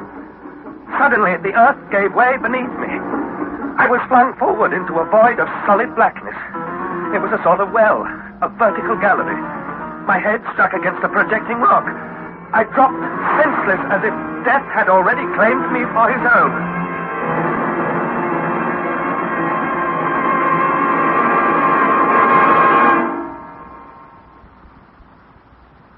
Presently, I opened my eyes. I was lying on some thick, soft coverlets, and all about me was a sort of twilight. And my uncle was watching, his eyes moist with tears, fixed steadfastly on my face. I must have spoken or made a sound of some sort, for he suddenly grasped my hand and uttered a cry of joy. Oh, he lives. He lives. Uncle. My dear boy, you are saved. Has he saved? We were always sure he would be saved. Good day, Master Harry. Good day, Hans. Good day. Well, Now that we've met again, tell me where we are. Tomorrow we will talk. I seem to have lost my bearings entirely. I can scarcely remember anything. Hello? What's wrong with my head? It is dressed and bandaged, that is all. Sleep now, and tomorrow we will talk. Yes, tomorrow we will tell you all you want to know. At least tell me now what the time is, and what day is it? The time? The day? Why, it is now 11 o'clock at night, and this is once more Sunday. Yes, this is Sunday, the 9th of the month of August. And that's quite enough. Harry, I forbid you to ask any more questions until the 10th. Which is tomorrow. Now it is best you sleep. Next morning, when I awoke, I immediately looked around me. My bed, which was made up of all our traveling rugs, was in an enchanting grotto where magnificent stalagmites glittered with all the colors of the rainbow. Beneath me was a floor of soft and silvery sand, and everywhere was hazy twilight. No torch, no lamp was burning, but certain mysterious beams of light reached me through the entrance of the grotto. And there was something more. I heard, or seemed to hear, a vague, indefinite murmur, like the ebb and flow of waves upon a shore. And sometimes I truly believed I could hear the sighing of a wind. I began to think I must be dreaming. And even when I assured myself that this really was no dream, that I was fully awake, I began to wonder if my brain had been affected by my fall, and all that had happened to me in the last 24 hours was a frenzied vision of madness. But then I thought, then surely not both my eyes and my ears would deceive me at the same time. No, it was a fact that somehow a ray of blessed daylight had penetrated a fissure in the rocks. But what about the murmur of the waves, the sighing of a wind? Perhaps, thought I, perhaps they have carried me back to the surface of the earth during my illness. Perhaps my uncle has given up the expedition. As I was puzzling myself about these things, my uncle joined me. Good morning, Harry. I fancy you are better this morning, eh? Yes, Uncle. Splendid, splendid. You slept soundly, very soundly, my boy. Hans and I took turn and turn about to watch you. Seemed to us you were improving every hour. Eh, Hans, eh? Oh, yes, he is much better. You know, I'm jolly hungry. I feel I could devour anything you put in front of me. Good, you shall eat. I think you have no fever. I put an ointment on your wounds and bruises, an ointment of which only we Icelanders know the secret. I am sure you are better, much better. My uncle presently put a meal before me, and as soon as I had eaten, I overwhelmed him with questions. He told me that my providential fall had brought me to the bottom of an almost perpendicular gallery, and that I came down amidst a perfect shower of boulders, the smallest of which could easily have crushed me to death. They came to the conclusion that I had dislodged and carried down with me an enormous rock, and riding, as it were, on this fearful chariot, I was cast down and fell almost headlong into my uncle's arms, insensible and covered with blood. Yes, Harry, it is a miracle that you were not killed 1,000 times over. So let us take care, my dear boy, never to separate again. Never. Never to separate again? But that is what I said. Why, what is the matter, Harry? Have we or haven't we returned to the surface of the earth? Oh, we certainly have not. I must be delirious. Down in that direction I can see daylight. And don't I hear the whistling of a wind? The murmur of a sea? And is this all that makes you uneasy? Well, surely it's enough. Can you explain these things? I will not attempt to explain them, my boy, for the whole thing is inexplicable. But as to that, you shall see and judge for yourself. My opinion, for what it is worth, is that geological science is only in its infancy, Harry. And we shall astonish the world with our discoveries. Very well. Let me see for myself, then. Not so fast, my dear Harry. After what you have been through, you must take great care before going into the open air. Open air? But when my uncle realized that my unsatisfied curiosity was doing me more harm than good, he gave way. Wrapping myself in one of the coverlets, I hurried from the grotto. At first, I could see practically nothing. My eyes, quite unused to the light, could not bear the brightness, and I had to close them. When I was able to reopen them and to adjust them to the light, I stood motionless, unable to utter a word. Never in my wildest moments had I imagined a scene like this. The sea! The sea! Yes, Harry. The Central Sea. No future navigator can contest the fact that I discovered it, and hence I have the right of naming it the Central Sea. A vast, limitless expanse of water. A shore of beautiful, soft, golden sand mixed with small shells. The long, deserted home of some of the creatures of a past age. The waves broke incessantly with a peculiarly sonorous murmur, and many a dash of spray was blown into my face. A mighty superstructure of rock rose above us to an inconceivable height. On all sides were caves and promontories and enormous cliffs, partially worn by the eternal breaking of the waves through countless ages. And the cliffs faded into distance like a fleecy film of cloud. This was in reality an ocean, with all the usual characteristics of an inland sea, only horribly wild, cold, and savage. How was it that I was able to look out on this vast sheet of water instead of finding myself in impenetrable darkness? All before me was lit up, as if by daylight. But some things were lacking. The dazzling brilliancy of the sun, the pale, cold light of the moon, the brightness of the stars. It was evident that the light of this subterranean region, from its trembling and flickering, its clear, dry whiteness, its superiority to moonlight, was electric.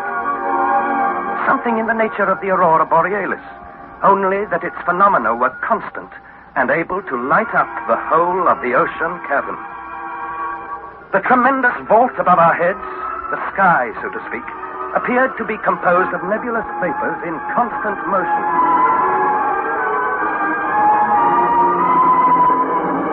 There were heavy and dense clouds rolling through the vault, partially concealing the roof.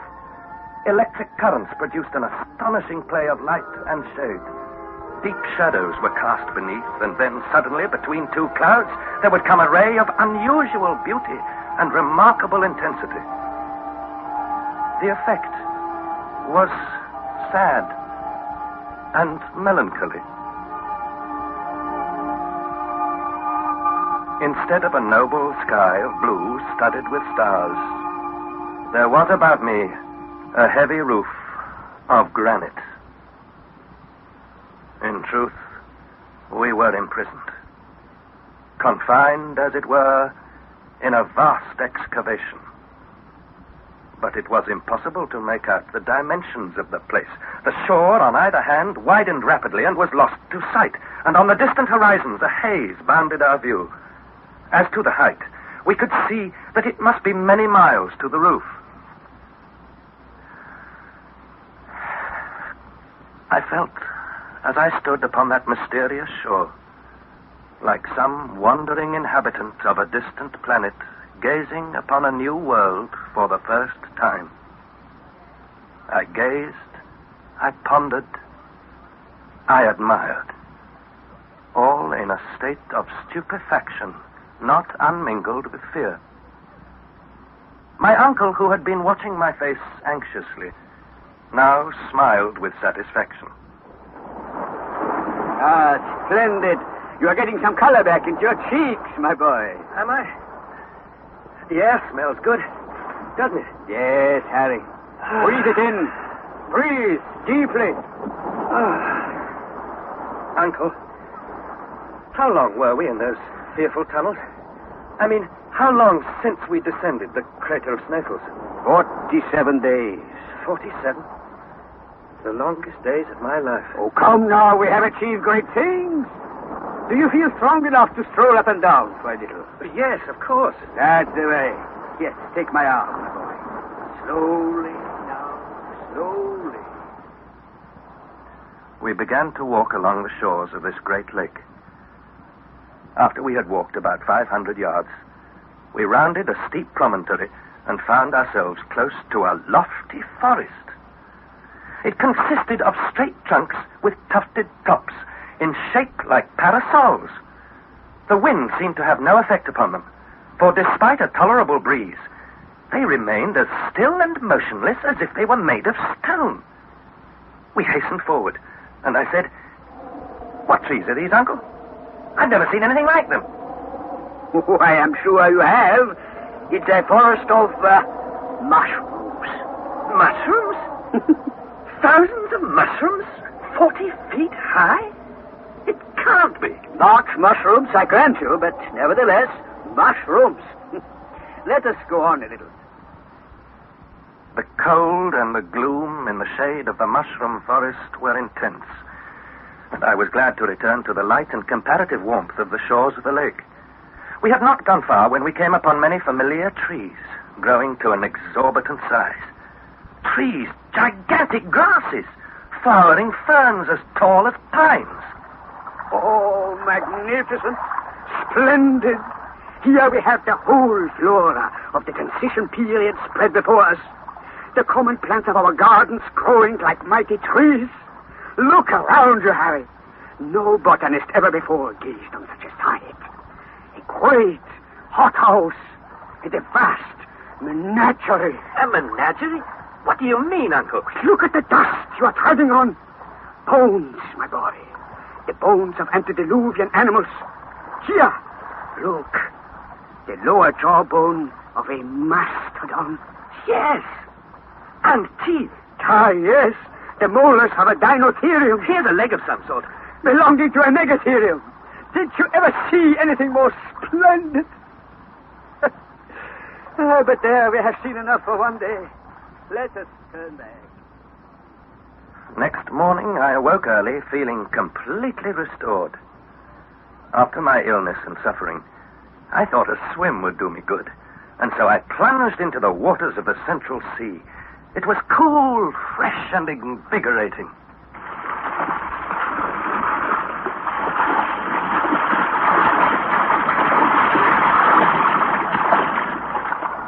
Oh, you're been for a swim, eh, Master Harry? Yes, and I'm quite famished. Good.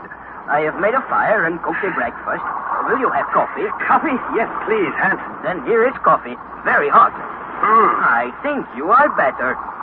You are quite recovered. I think I am, Hans. I say, where are you off to? I have work to do. Do not worry. When I had eaten, I returned to the seashore with the professor. The waves were breaking monotonously on the beach, and the waters seemed to be rising. I imagine the tide is almost at flood. The tide? Do you mean that the sun and the moon exert a pull on this sea? Do I not, pray? You can see by this foam that the tide rises at least 10 or 12 feet. The tides, the winds, the clouds. It's marvelous. Oh, on the contrary, it's quite natural. I suppose you might say nothing's impossible. If you won't accept the theory of the Earth's central heat, that is, the deeper you go down, the hotter. Oh, we have discussed that a dozen times. Sir Humphrey Davy did not accept it, and everything we have seen justifies him. Nothing is impossible. It's hard to believe. I must try fishing in this sea, Uncle. Perhaps I shall discover some unknown species of fish. Have you any idea where we are? 350 leagues from Iceland. Over 1,000 miles? What about our direction? Still going to the southeast, with a western declination of 19 degrees, 42 minutes. How far down are we? We are now exactly 35 leagues, more than 100 miles beneath the surface of the earth. So we're now probably beneath the Scottish Highlands. The Grampian Hills are over our heads. Yes, but you need not fear that the vault will fall down and crush us. The mighty architect of the universe is safe and certain in his handiwork. I'm not afraid of that, Uncle. But tell me, now that we've seen these wonders and talked about them, what are your future plans? What do you mean, my future plans? I mean, isn't it time we were thinking of returning to the surface? Go back? Surely you're not thinking of anything so stupid, so cowardly? My intention is to continue our journey. So far we have been singularly lucky, and I hope we shall be more so in the future. You intend to cross this sea? Certainly. How? I am not going to swim it, as Leander swam the Hellespont, I assure you. But it stands to reason there's a limit to the extent of the sea. Then how far away is the further shore? Oh, I imagine it is some 40 or 50 leagues away, more or less. But we have no time for further discussion. We shall embark tomorrow. Embark? Where's the ship we're going to embark on? Who said anything about the ship? My dear Harry, if you were to listen instead of talking so much, you would hear... Yes? What would I hear? Well, listen! Listen! That's Hans! Hans! Hans! Hey, you speak, Master Harry? What are you making? Oh, you like this? What are you making? A raft, Master Harry. A raft, that's what it is.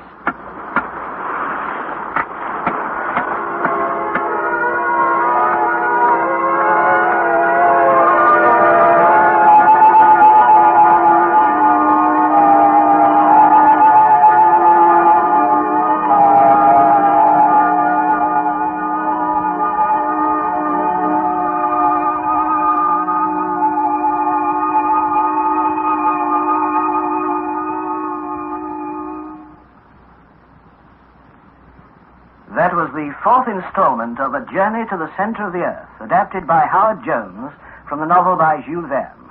The cast was as follows. Harry Lawson was played by Bernard Horsfall, Professor von Hardwigg by Geoffrey Banks, and Hans Bjelke by John Daglish. It was produced in the north of England by Trevor Hill. Next Thursday at 5:25 in Storytime on Radio 4, you can hear the fifth installment, and it's called The Battle of the Monsters.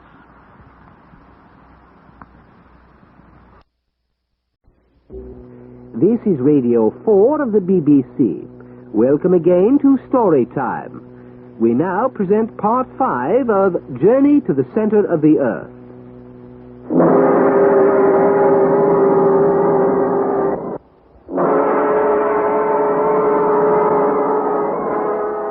We present Bernard Horsfall as Harry Lawson and Geoffrey Banks as Professor von Hardwigg in A Journey to the Center of the Earth, the novel by Jules Verne, adapted for radio in 8 parts by Howard Jones.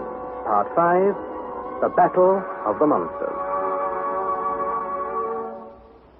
If you have followed my story to this point, you will recall that my name is Harry Lawson and that my uncle is the celebrated German scientist, Professor von Hardwigg. I have told you how we chanced upon a fragment of ancient parchment bearing some mysterious runic writing, and how this led us to follow in the footsteps of a 16th century alchemist named Arne Saknussemm into the crater of an extinct volcano in Iceland called Snorre, and so on a perilous journey to the center of the earth. Perilous, did I say? Well, judge for yourself. At the outset, we all but died of thirst. Then, for 4 days, I was lost in the darkness of those subterranean passages 100 miles beneath the surface of the earth, and driven to the verge of madness. My uncle cared nothing for such dangers as these. He is an eccentric, impetuous, wonderfully courageous man. As for Hans Bjelke, our devoted guide and companion, well, he went calmly, without argument or complaint, wherever my uncle asked him to go. That was part of his agreement. While I was recovering from the injuries I suffered when I was lost, my uncle discovered a great subterranean sea, illuminated as if by daylight, by some natural form of electricity. He called it the Central Sea. We explored its shores for a short distance and came upon gigantic grasses, ferns as tall as pine trees, and a forest of mushrooms 40 feet high. Presently, when my uncle spoke of embarking on a sea voyage, I thought he was joking. My dear Harry, if you were to listen instead of talking quite so much, you would hear. Yes? What would I hear? Listen. That's Hans. Hans! I say, Hans! Hans, what are you doing? You speak, Master Harry. What are you making? You like this? What are you making? A raft, Master Harry. A raft, that's what it is.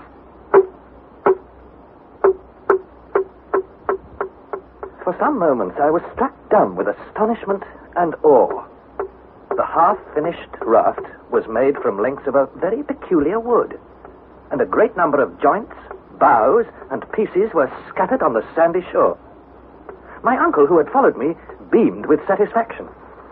What you see, my boy, is fossil wood.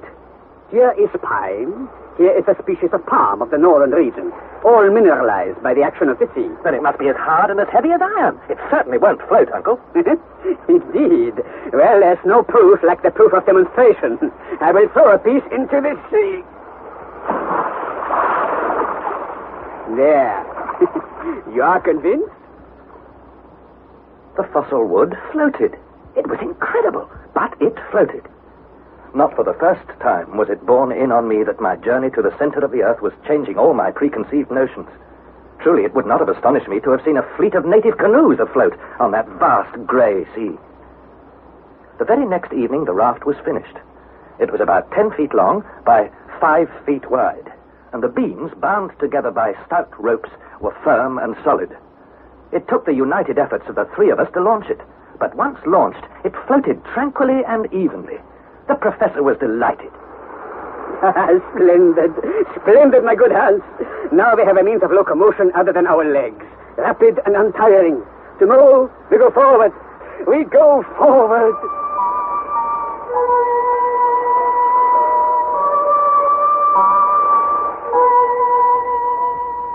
On the next day, the 13th of August, we rose early. Hans had fashioned a mast from 2 lengths of wood skillfully joined together and a yardarm from another piece of wood. The sail was a linen sheet, and we had no lack of cordage. I was forced to admit that our raft and equipment looked solid and seaworthy. At 6 o'clock in the morning, when the eager and enthusiastic professor gave the order to make ready, we carefully stowed on the raft all our food, luggage, instruments, weapons, and a good supply of sweet water which we had collected from springs in the rocks. Hans had ingeniously contrived a rudder which enabled him to steer the raft with ease. He took the tiller as a matter of course, and he soon proved himself as good a sailor as he was a guide. At a word from my uncle, I untied the painter. The sail was brought to the wind, and we moved swiftly seawards.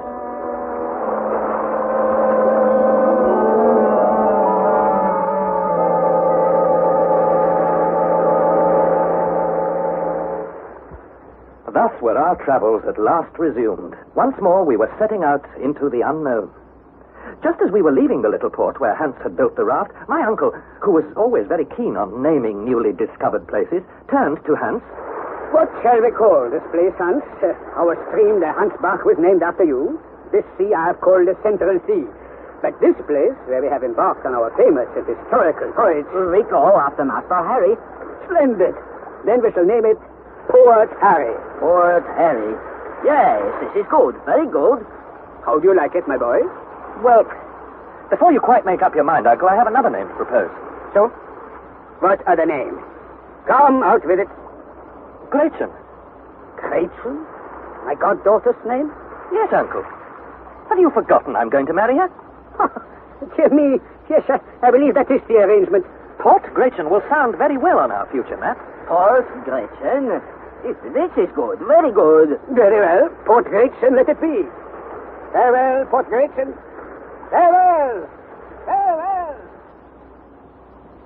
We left the shore with the wind blowing from the northward and eastward. We sped before it splendidly, and it seemed to me that the winds at that depth, 100 miles down, were much more powerful than winds at the surface. Such speed. If we continue at this rate, we shall cover at least 30 leagues in the next 24 hours. Already the northern shore was fading away on the edge of the horizon. To east and west, the shores separated more and more, leaving the open sea before us. Soon, I could see nothing ahead but the apparently limitless ocean. Huge dark clouds cast their grey shadows below, shadows which seemed almost to crush the water by their very weight. Silvery rays of light, reflected here and there on odd patches of the sea, brought out a luminous sparkle in the wake of the raft. Presently, we were wholly out of sight of land. Nothing could be seen save the sea around us. Without any distant point to focus my eyes upon, I could have fancied that we were motionless, except for the phosphorescent sparkle in our wake. About noon, we ran into a mass of seaweed. Never were seaweeds so gigantic or so wonderful as those of the Central Sea. We swept past specimens 3,000 to 4,000 feet long, looking like snakes stretching out far beyond the horizon. At last, night came, so the chronometer told us. But the luminous atmosphere was in no way dimmed. And whatever its true nature and cause, we realized that it was a phenomenon on which we could rely with absolute certainty.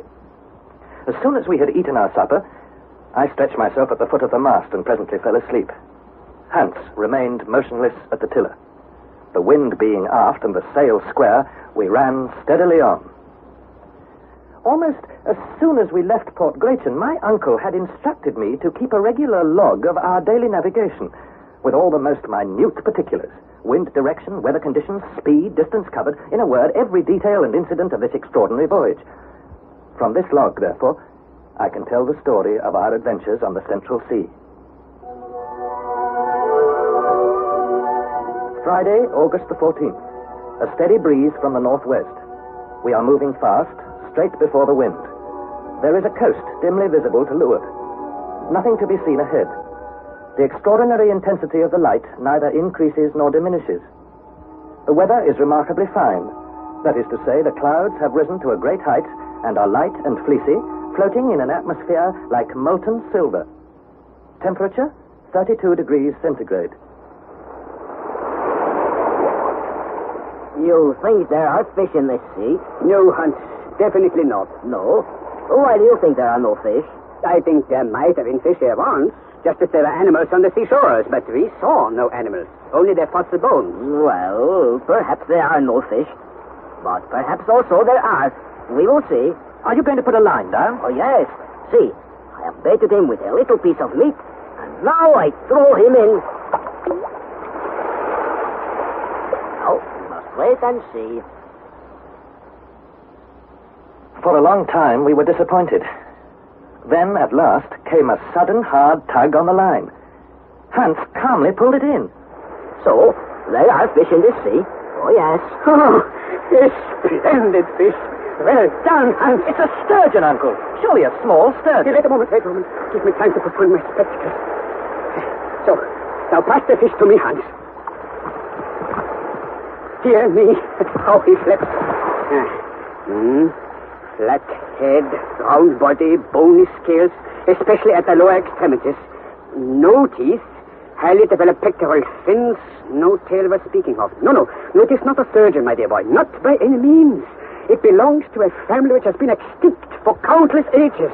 There are remains of such a fish as this in the Devonian rocks. A fossil fish, Uncle? Is that what you mean? A living fossil fish? Yes. Oh, to hold a living specimen such as this, to hold it in one's hand is enough to make a naturalist happy for the rest of his life. It is of the order Ganoides, one of the family of Cephalospiders of the genus Pterychitis. But it is unique, even among fossils. Why unique? It is blind, my dear boy. Not only blind, but absolutely without organs of sight. Oh, Hans, go on fishing, I command you. See if you can catch more, and still more. Very good, master. I fish again. Hans baited the hook and threw it back into the sea. This subterranean ocean must have been tolerably well supplied with fish, for in 2 hours we took a great number of pterychites, as well as other fish belonging to another supposedly extinct family, the Dipterides. All, without exception, were blind. These unexpected captures enabled us to renew our stock of provisions most satisfactorily. Having discovered these fossil fish, I began to wonder whether we should discover some of those huge reptiles, regarded as extinct, but which scientists have reconstructed from bits of fossilized bones. I picked up the telescope and scanned the horizons. I examined every visible part of the sea. It was utterly and entirely deserted. I looked up at the strange and mysterious sky. It was as silent and as empty as the shores we had but lately left.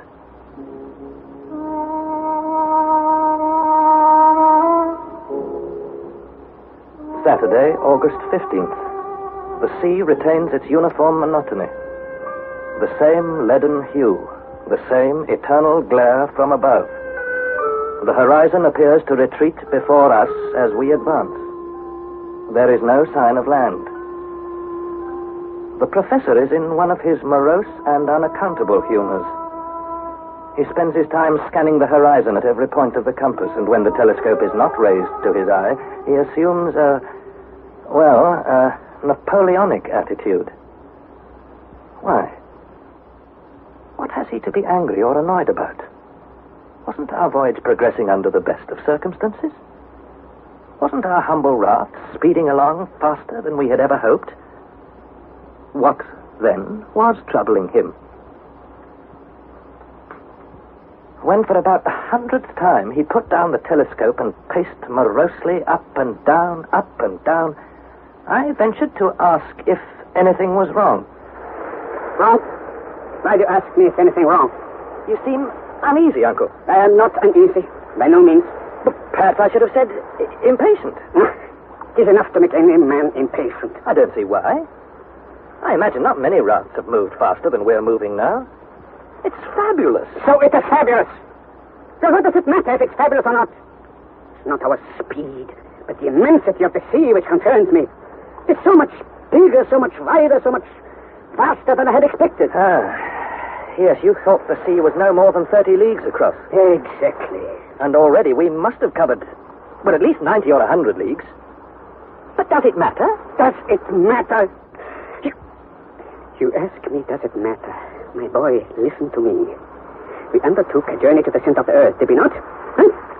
That is to say, we must descend. Descend all the time, descend, but we are not descending now. We are moving in a horizontal direction. We are not progressing. Oh, this is a waste of time. I did not come here for a picnic. I tell you, this voyage on a raft across a pond irritates and wearies me. But, Uncle, if we are following the route indicated by Arne Saknussemm, we can't be very far wrong. But that is the question, as your immortal Shakespeare puts it. Are we indeed following the route of the great Saknussemm? Did he ever cross this vast central sea? I am beginning to fear that the Hansbach, the little stream we adopted for our guide, has led us astray. Well, what if it has? In any case, Uncle, we can't regret having come so far. It's worth all the hardships of our journey to enjoy this wonderful scenery. I care nothing about seeing wonderful scenery. I descended into the interior of the earth with one object, and that object I mean to attain. So pray do not talk to me about admiring scenery or any other sentimental rubbish. After this outburst, I thought it was well to hold my tongue. Indeed, nobody spoke again until 6 o'clock in the evening, when Hans said, Master, if you please. Well, Hans. Today, I think, is Saturday. Saturday? What does it matter whether it's Saturday, Sunday, or any other day? It is important, Master. Today is Saturday, and on every Saturday you pay my wages. Oh, of course. I undertook to pay your wages every Saturday, no matter where we happen to be. Yes. $3 rix, Master. Here. 1, 2, 3. It is correct.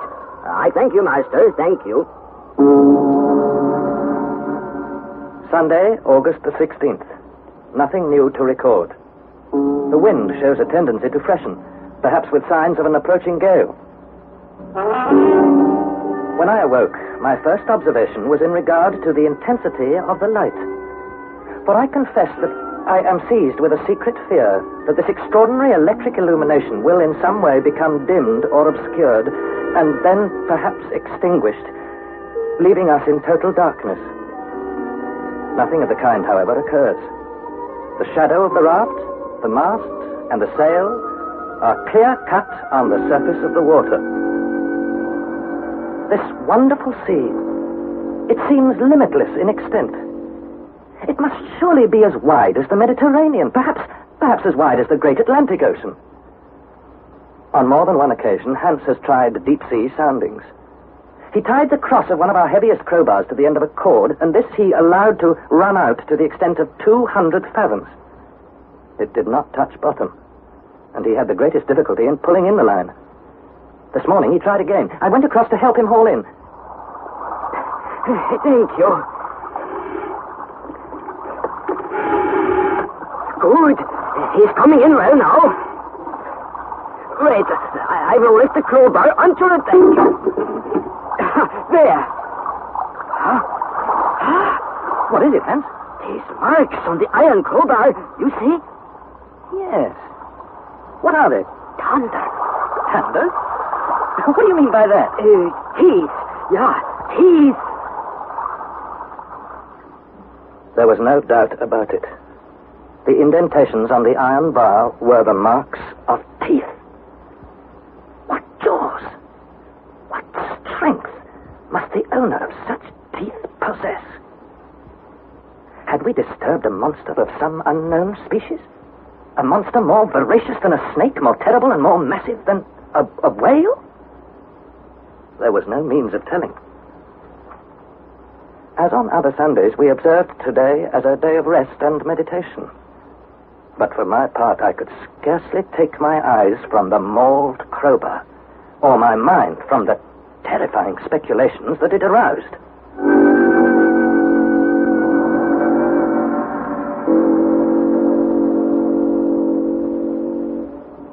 Monday, August 17th. I have been looking at the crowbar again, and truly I am terrified. Again and again I ask myself whether I am fated to face some gigantic reptile of ancient times. And again I answer, no. It doesn't seem possible. I just can't believe it. And yet these marks on the crowbar. Is there any doubt at all that they were made by the jaws of a monstrous crocodile? I fancy the professor in some measure shares my speculations, if not my fears, for after a close examination of the crowbar, he looked long and in all directions over this mighty and mysterious sea. What possessed him to leave the safe shelter of the land, I thought. And determined to be prepared for the worst, I examined our weapons and made sure that they were ready for use. My uncle watched me and nodded his head approvingly. Do I imagine it? Or is there a movement? A swirling of the surface waters, indicating that something is stirring far, far below.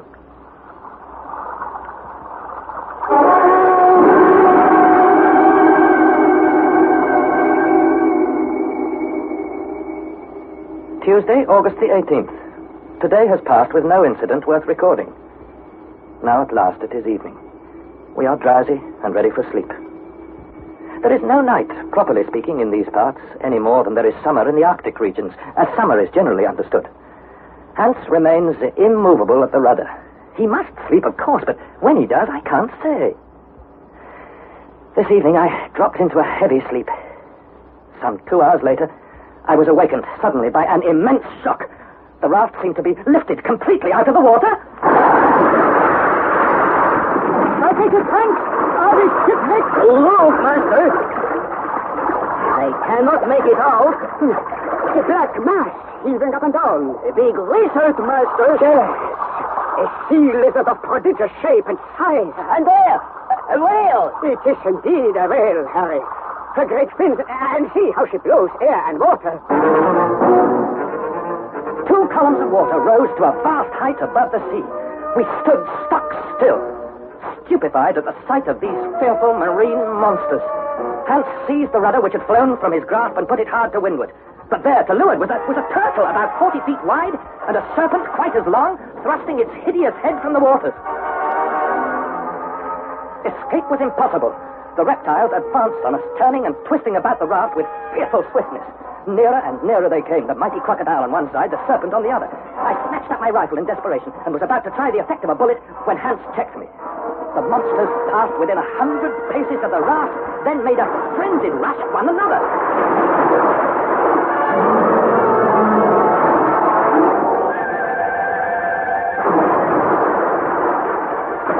It seemed to me that the other monsters, the whale, the lizard, and the turtle, had joined this fierce and deadly struggle. I pointed them out to Hans, but he shook his head.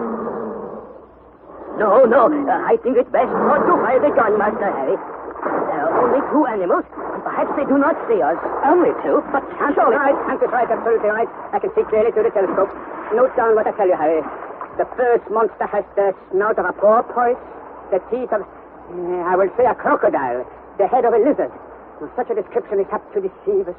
I would say the most fearful of all antediluvian reptiles, an ichthyosaurus, or great fish lizard. But the other? What about the other? a serpent, a monstrous serpent concealed, as it were, beneath the carapace of a turtle. A sea crocodile. The plesiosaurus. Yes, I'm well aware of that. Quiet now. I wish to concentrate on this wonderful spectacle. The monsters attacked each other with inconceivable fury, raising mountains of water and showering us with spume. Time and again, we seemed on the point of being overturned. The combatants were joined together in a tight embrace so that I could scarcely distinguish one from the other. An hour passed. 2, 3 hours. Now the great beasts drew closer to the raft. Now they drew away. We crouched, ready to fire instantly, though I, for one, had no hopes we might wound them or scare them away. Suddenly, both monsters vanished under the waves.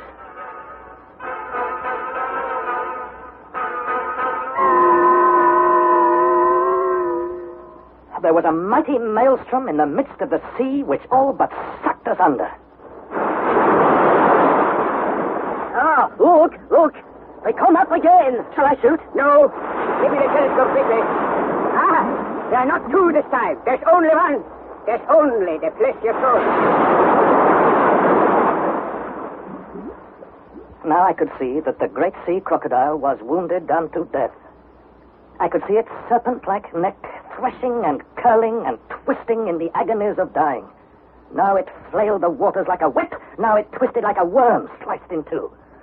In all directions, the water spurted to a great height, sweeping clean over the raft and blinding us. Soon it became clear that the end of the beast was at hand. Its movement slackened. Its contortions almost ceased. At length the body lay inert on the now calm and placid waters. And I thought, so much for the plesiosaurus. But what about the victor? The ichthyosaurus? Has he gone down to some undersea cavern to rest and lick his wounds? Or will he reappear to destroy us?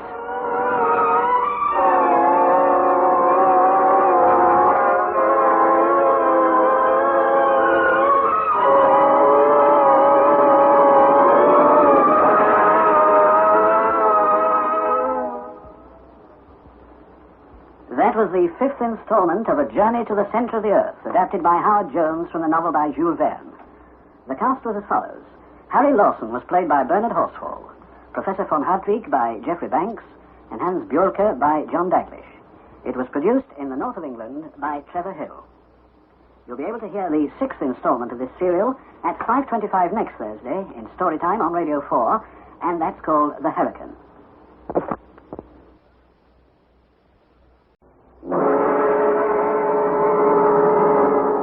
We present Bernard Horsfall as Harry Lawson and Geoffrey Banks as Professor von Hardwigg in A Journey to the Center of the Earth, the novel by Jules Verne, adapted for radio in 8 parts by Howard Jones.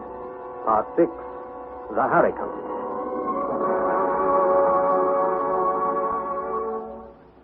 Before I resume my account of our amazing adventures beneath the surface of the earth, let me remind you of what I have already told you. My uncle is that now celebrated German scientist, Professor von Hardwigg. One day, in a book my uncle had recently purchased, we came upon a scrap of ancient parchment covered with runic characters. This, we discovered, was the writing of a 16th century alchemist named Arne Saknussemm. In a few words, Saknussemm described how he had made a journey to the center of the earth by descending the crater of an extinct volcano in Iceland. My uncle, being impulsive as well as clever, insisted that we follow in the footsteps of Saknussemm.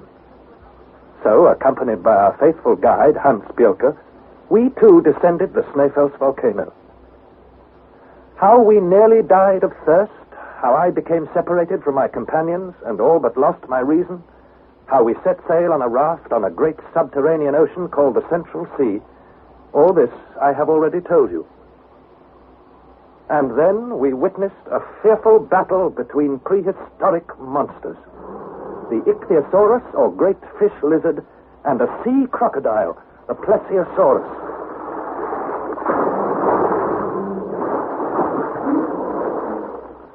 After 3 terrifying hours, both monsters suddenly vanished under the waves.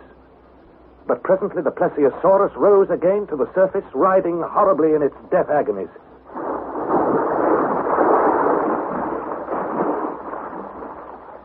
We watched it until it ceased to struggle and sank from our sight. And I thought, So much for the plesiosaurus. But what about the victor, the ichthyosaurus? Has he gone down to some undersea cavern to rest and lick his wounds? Or will he reappear to destroy us? Suddenly, Hans said, Ah, the wind! The wind! He freshens! See, the sail is filled! We fly! We fly! Wednesday, August 19th. The wind, which is now blowing violently, has helped us to escape from the scene of the battle. With his usual imperturbable calm, Hans remains at the rudder.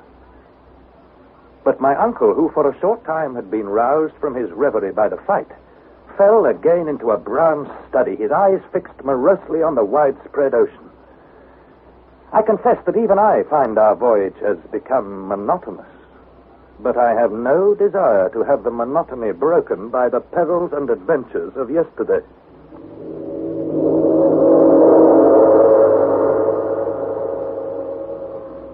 Thursday, August 20th. The wind is now north-northeast and blows very irregularly in fitful gusts. The temperature is high. We progress at an average speed of about 10.5 miles an hour.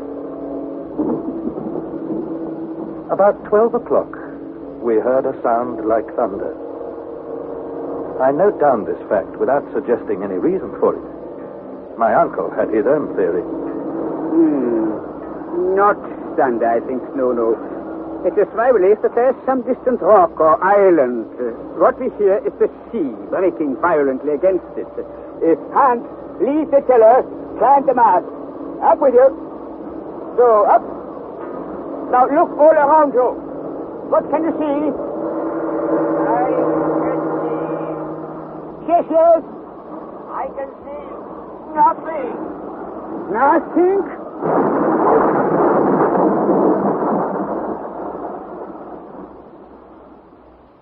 3 hours passed. The sound had now become like a mighty cataract, far, far off. Uncle? Well, Harry, what is it? I believe that's a cataract of some sort. Nonsense. We're advancing towards some gigantic waterfall, some terrible abyss. I disagree. I disagree entirely. I could not help reflecting that if we were to be swept down into some abyss, the professor would welcome it, for it would be that swift and vertical descent to the center of the earth which he is so anxious to make. But what, in fact, was this strange sound? And where did it come from? It struck me that if it came from a cataract, as I believed, if, in other words, this great underground sea cascaded into a lower basin, the current would become stronger and its swiftness would afford me some idea of the peril which faced us. Accordingly, I cast an empty bottle into the sea and watched it anxiously. Current? The current simply did not exist. The bottle lay to leeward without any movement. About 4 o'clock, my uncle said, Hans, oblige me by climbing the mast again. That's it. Now look carefully. Very carefully. Aha! He has seen something at last. I think so, Uncle. Hans! I come. Well, what is it? What have you seen? It is there. To the south, Master. A great spout of water rising from the waves. This is what you saw, Hans? Yes, Master. A spout of water. Then it's probably another marine monster? Perhaps, my boy. Perhaps. In which case, may I suggest we give it a clear berth? Let's steer away from it. To the west. We steer for the south. For the south?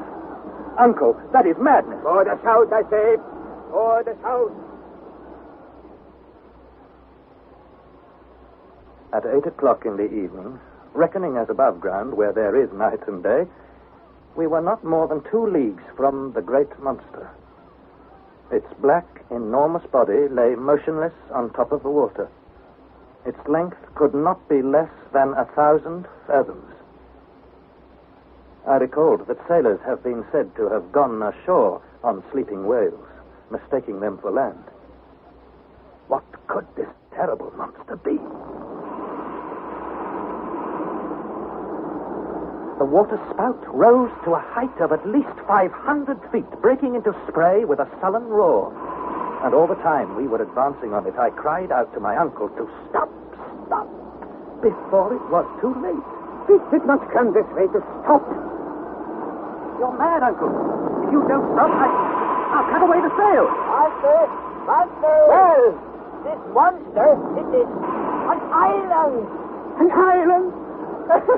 The monster's an island, Harry. What is it of that? I don't believe it.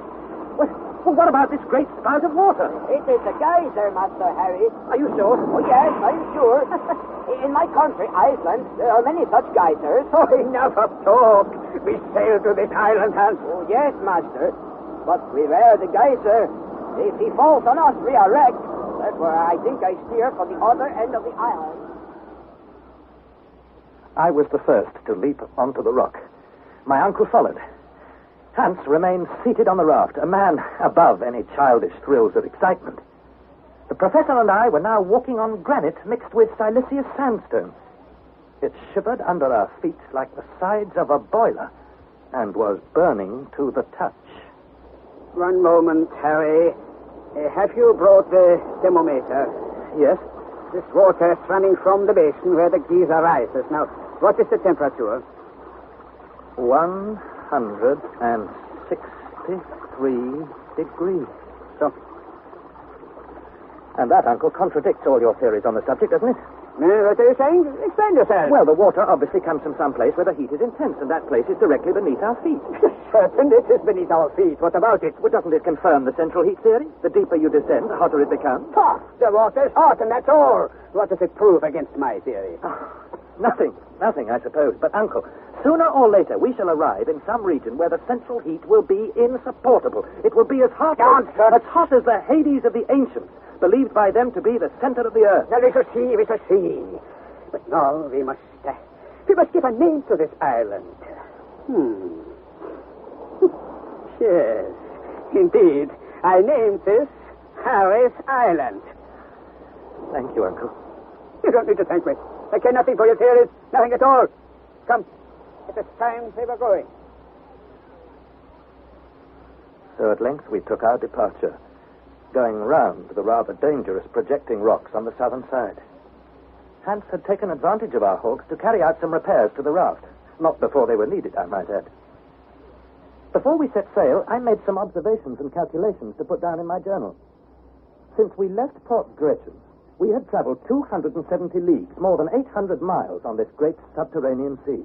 We were, therefore, 620 leagues from Iceland and exactly under England.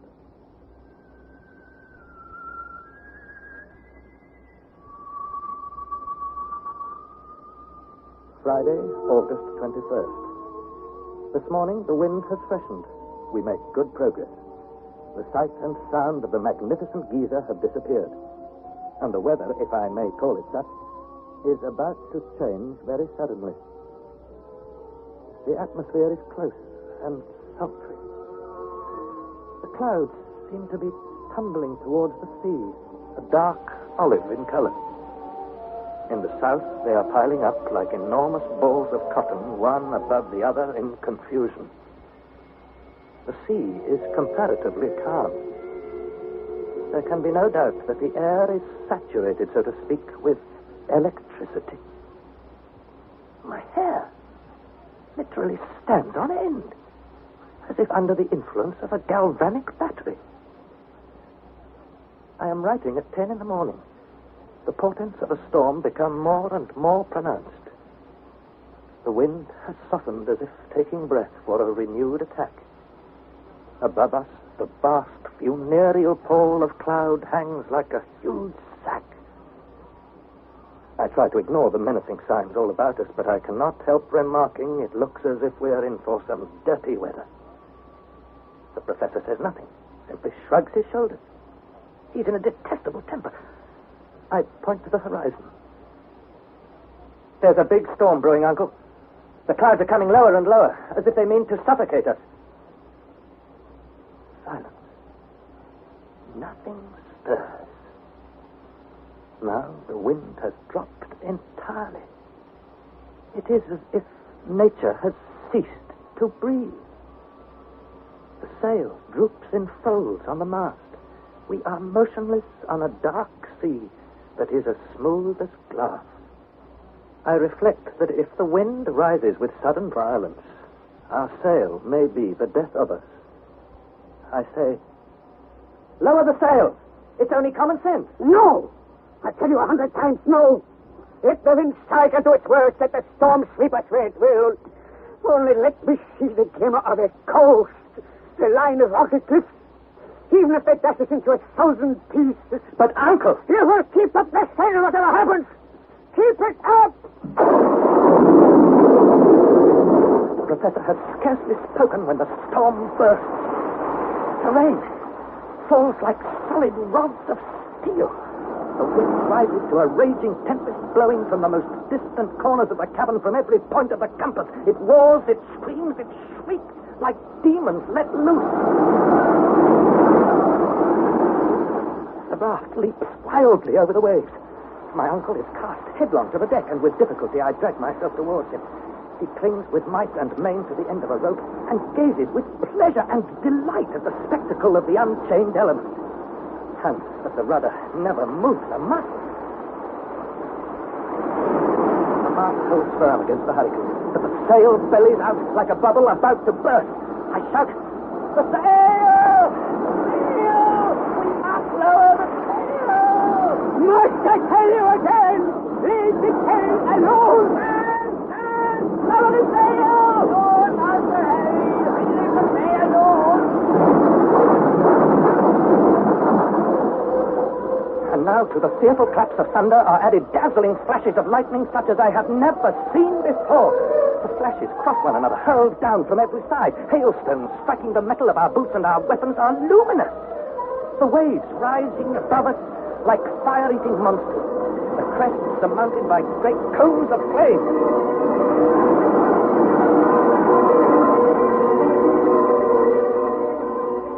Sunday, August 23rd.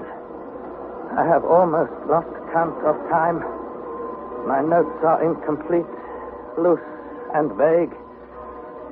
The night has been fearful, something not to be described. We are still carried forward at tremendous speed. Where have we got to? Where are we going? Our ears literally bleed. We are unable to exchange a word, to hear each other speak. My uncle lies full length, silent, motionless. Hands never moved.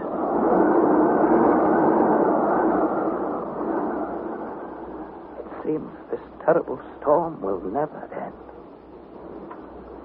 We are utterly broken by fatigue. We are heading southeast, always southeast. Already we have covered 200 leagues from Harry's Island. We have lashed every piece of cargo to the raft, otherwise it must have been swept away. Also, we have tied ourselves to the mast, each man lashing the other. The waves sweep over us, so that we are often underwater. For 3 days and 3 nights, we have not spoken. We open our mouths, we move our lips, but no sound comes. My uncle contrived to get his head close to mine. From pure intuition, I fancy, he said to me, we are lost. So now I take out my notebook and I write as well as I can. Take in sail. He nods his head. And at this moment, a disc or ball of fire appears on the very edge of our raft. The sail is carried away bodily. I see it swept up to a prodigious height, like a kite. The ball of fire, half white, half blue, and about 10 inches across, runs here, there, everywhere. It is swept towards us, towards my uncle. A stench of nitrous gas fills the air. And I am ready to choke. On my feet. I cannot move my feet. This globe of electric fire has turned all the iron on board into magnets or lodestones. our instruments, our tools, and then suddenly the ball of fire burst. A stupendous flash of light. It shows me my uncle cast to the deck, apparently senseless. And there, Hans at the rudder, grim, motionless, imperturbable. Then, all about us, darkness, darkness, darkness.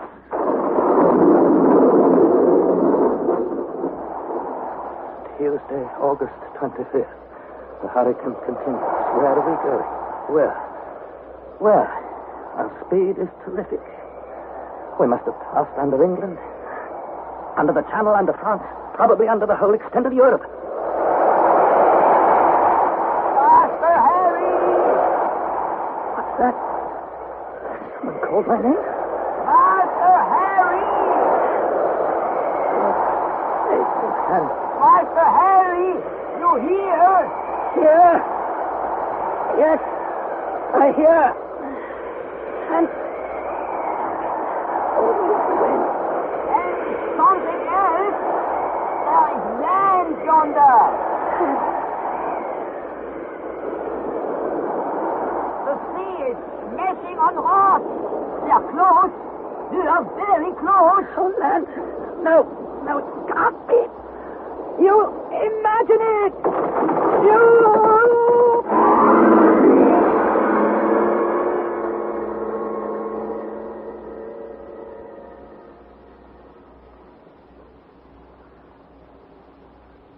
Exactly what happened when our raft was cast upon the rocky shore, it is impossible for me to say.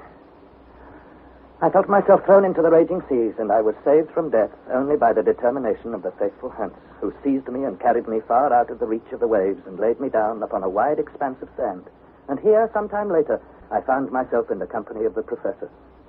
Some overhanging rocks afforded us a slight protection, and under this shelter, Hans prepared some food, which I, however, was unable to eat. Exhausted by 3 weary days and nights, we fell into a heavy sleep. The next day, when I awoke, the change was magical. Every trace of the storm had vanished. The wind was gentle and the sea quite calm. I was greeted by the first happy remarks I had heard from my uncle for many a day. Well, how are you, Harry, my dear boy? You slept soundly. Well, what is the matter with you? Cannot you say whether you slept well or not? Yes, I've slept well, Uncle. But every bone in my body aches. Oh, you appear to be very cheerful this morning. Never happier in my life, dear boy. We have at last reached our long-wished-for port. Do you mean this is the end of our expedition? No, not yet. But we have reached the further side of the great central sea, the sea which I thought would never end. So now we can resume our journey by land, our real journey to the center of the earth. Uncle, what about getting back? Back to the surface? Getting back? What a question to ask. When we reach the center of the earth, we shall find a new road to lead us back to the surface. And if there is no new road? We shall turn about and return by the way we came. In that case, we shall have to repair the raft. And what about the equipment? There's very little missing as far as I can see. We have lost all our guns. We haven't a weapon between us. No weapons.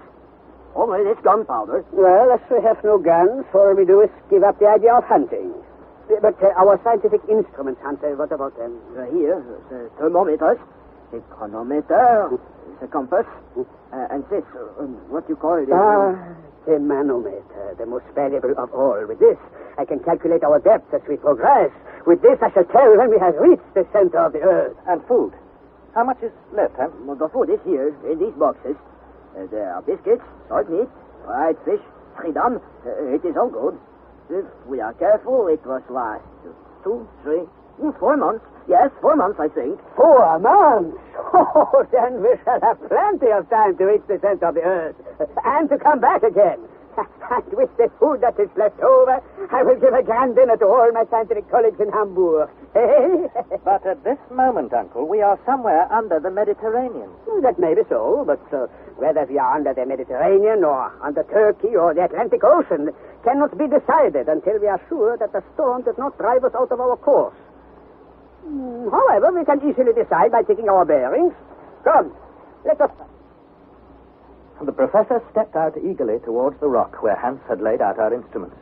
He was gay and light-hearted, to all appearances a young man again. I had never known him so amiable and cheerful. I followed him, anxious to know whether I had made any mistake in my estimate of our position. My uncle took up the compass, gave it a shake to bring it to life, placed it again on the rock, and bent his eyes eagerly over it. For some moments he was silent.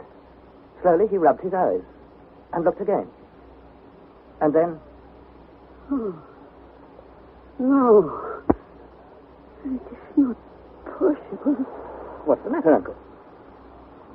Uncle, what's wrong? I cannot speak. Look at the compass. The needle's pointing to the shore. Exactly. Then the shore is to the north. The sea is to the south. You realize what this means? Now, wait a minute. Perhaps it's not working properly, Uncle. I'll give it another shake. There. Let it settle. It has settled precisely as before. The needle points to the shore. There must have been a slant of wind during the storm. We've been carried back to the shores of Port Gretchen. The shores we left, apparently for ever so many days ago. And our voyage, the fearful dangers we have passed through amount to nothing. Every hour, every minute on the raft has been so much time lost. It is cool. Cool. Yes, Uncle. And in my opinion, the time has come to reconsider our position. It is useless to struggle against the impossible. So, fate placed me in these vile tricks. All the elements, air, fire, water, all have combined against me. Well, now they shall learn what a determined man can do. I will not yield. I will not retreat one inch. They shall see who is going to triumph in this immortal contest. Man or nature. Forward, I say.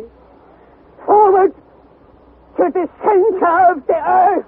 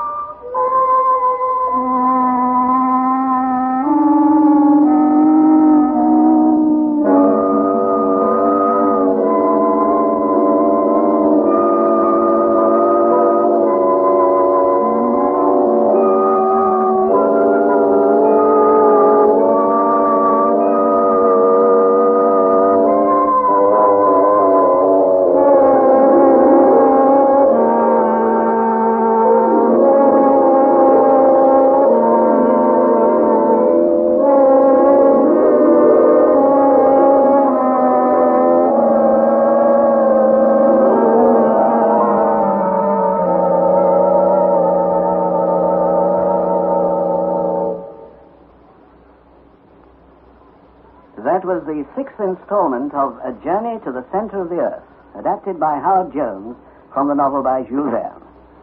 The cast was as follows. Harry Lawson was played by Bernard Horsfall, Professor von Hardwigg by Geoffrey Banks, and Hans Bjolke by John Daglish. It was produced in the north of England by Trevor Hill. We invite you to listen to the seventh installment of this serial next Thursday at the same time, that is 5:25, on this service, that is Radio 4. And the title of the episode next week is The Mysterious Dagger. We present Bernard Horsfall as Harry Lawson and Geoffrey Banks as Professor von Hardwigg in A Journey to the Center of the Earth, the novel by Jules Verne, adapted for radio in 8 parts by Howard Jones. Part 7, The Mysterious Dagger. No doubt you will recall much of what I have told you already at our earlier meetings. But in case you have forgotten, let me remind you that my name is Harry Lawson, and that my uncle is that famous, learned, eccentric gentleman, Professor von Hardwigg of Hamburg. It seems only yesterday that my uncle brought to his house in the Königstrasse a book in which I discovered an ancient parchment covered with runic characters. It had been written by a certain Arne Saknussemm, an Icelandic alchemist of the 16th century, who claimed to have made a journey to the center of the earth. My uncle insisted that we followed in the footsteps of this great man. So he and I and our faithful guide Hans Björke descended the crater of Snæfellsnes, an extinct volcano in Iceland, and found ourselves in a maze of subterranean passages and caverns. There we all but died of thirst, and there I was lost in impenetrable darkness and for a little while became demented. Later we sailed on a raft over a mighty sea, the Central Sea, the professor named it. We witnessed a battle to the death between prehistoric monsters, and then were overwhelmed by a fearful hurricane. It was the ever-faithful Hans who saved our lives when we were tossed up on some rocks. Where were we? That was the question we had to decide. My uncle consulted the compass. Oh, no. The needle is pointing to the shore. The shore is north. The sea is south. Do you realize what this means? Yes. There must have been a slant of wind during the storm. We've been carried back to the shores of Port Gretchen. The shores we left, apparently forever, so many days ago. Every hour, every minute on the raft has been so much time lost. So, fate plays me this wild tricks. Air, fire, water, all combined against me.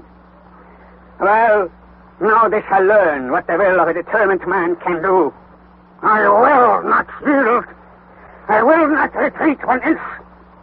We shall see who is going to triumph in this immortal contest. Man or nature. Forward. Forward, I say, to the center of the earth. Uncle, listen to me. To the raft. To the raft.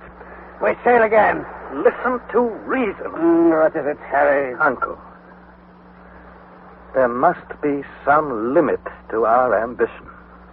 We can't achieve the impossible.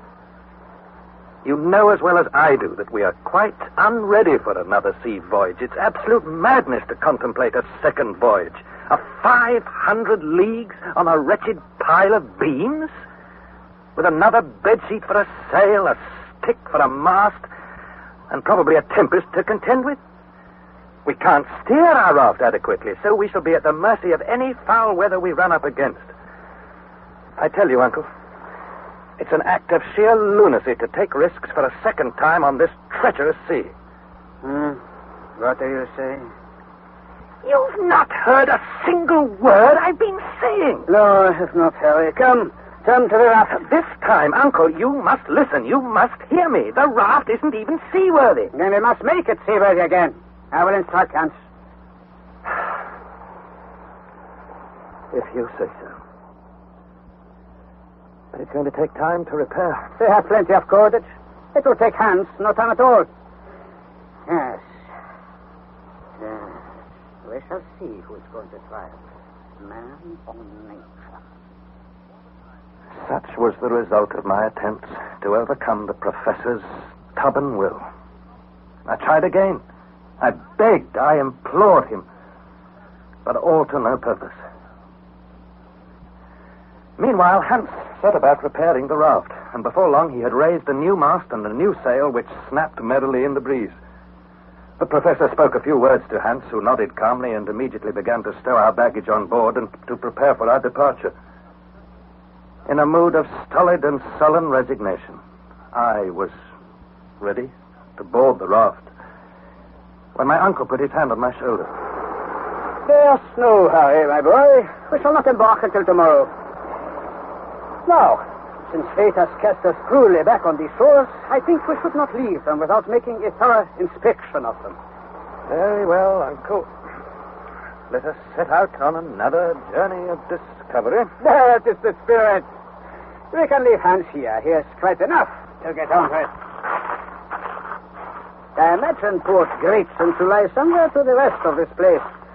These shores, in fact, are new to us. There should be a lot to interest us here. The distance between the high water mark on the foreshore and the foot of the rocks was considerable. As we trudged along, our feet crushed innumerable shells of every shape and size, shells that had been the homes of animals in the early period of creation. I particularly noticed some truly enormous shells, carapaces of turtles and tortoises, more than 15 feet in diameter.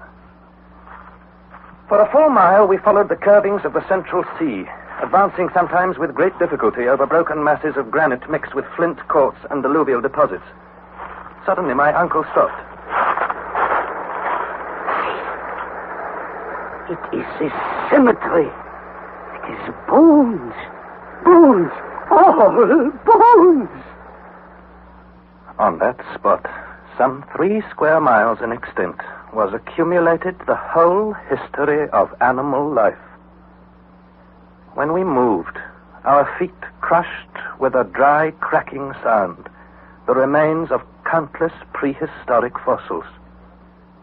I was quite bewildered, and my uncle, for his part, stood with his arms raised towards the granite vault which served us for a sky, his mouth wide open, his eyes gleaming behind his spectacles. For some minutes, he stood thus, literally agape at the magnitude of this discovery. And then suddenly he darted forward, caught up an object, and cried in excitement. Holly! You see what this is? A human skull! It was, indeed, a human skull. Perfectly recognizable. Had the peculiar nature of the soil preserved it through countless ages? I couldn't say. Nor, for that matter, could my uncle. But this head, with its tight, stretched and parchment-like skin, with the teeth whole, the hair abundant, was before our eyes, almost as if in life.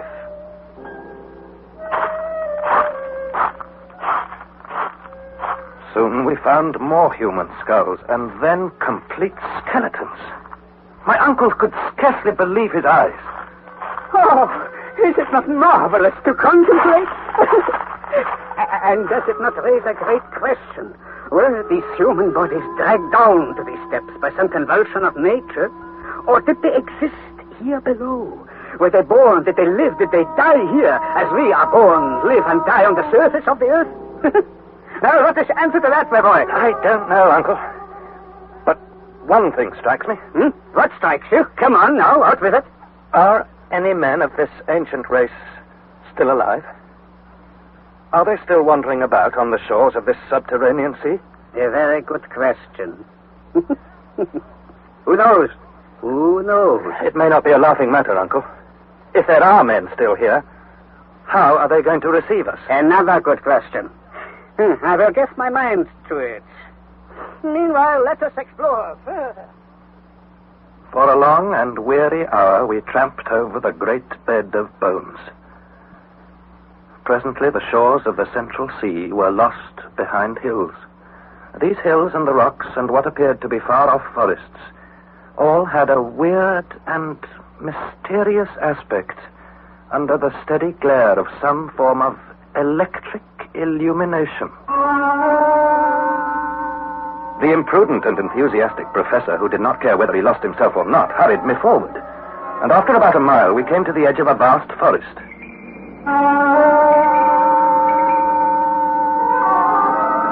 Here stood huge palms. Yonder were pines, yews, and cypresses, all seemingly bound together by a carpet of creeping plants. The professor was in ecstasies. Do you observe? Do you recognize? Do you realize this is an immense forest of the tertiary period, growing as it grew in days of old? Wonderful, wonderful. Look at those superb palmacites, a genus of fossil palms of the Carboniferous. Magnificent. Truly magnificent. And over here, see trees that a modern child might recognize. Oak, poplar, Norwegian pine. And that surely is an Australian eucalyptus. And there's a New Zealand coral reef. Uncle! Come along, don't let us dawdle. There's still so much to see. Here, a common maple. But did you ever see a maple of such gigantic proportions? What's that? I cannot hear anything. Do come along now. Elephants! Living elephants! Look! A great herd of them. No, not elephants. Not our modern elephants, dear boy. Mastodons, mammoths, alive and thriving, eating the foliage of this great forest. Marvelous. Come, we must take a closer look of them. Stop! If those beasts stampede, what chance shall we have? No human creature could possibly withstand. No human creature, did you say? You're mistaken, my dear boy. Look yonder. There is a human being high. A man like ourselves. I looked. Not more than a quarter of a mile off, leaning against the trunk of an enormous tree, was a human being. A Proteus of the underworld, a new son of Neptune, tending this great herd of mastodons. His height I judged to be above 12 feet. His head, as big as that of a buffalo, was lost in a mane of matted hair, and in his hand he held the branch of a tree, serving him as a shepherd's crook.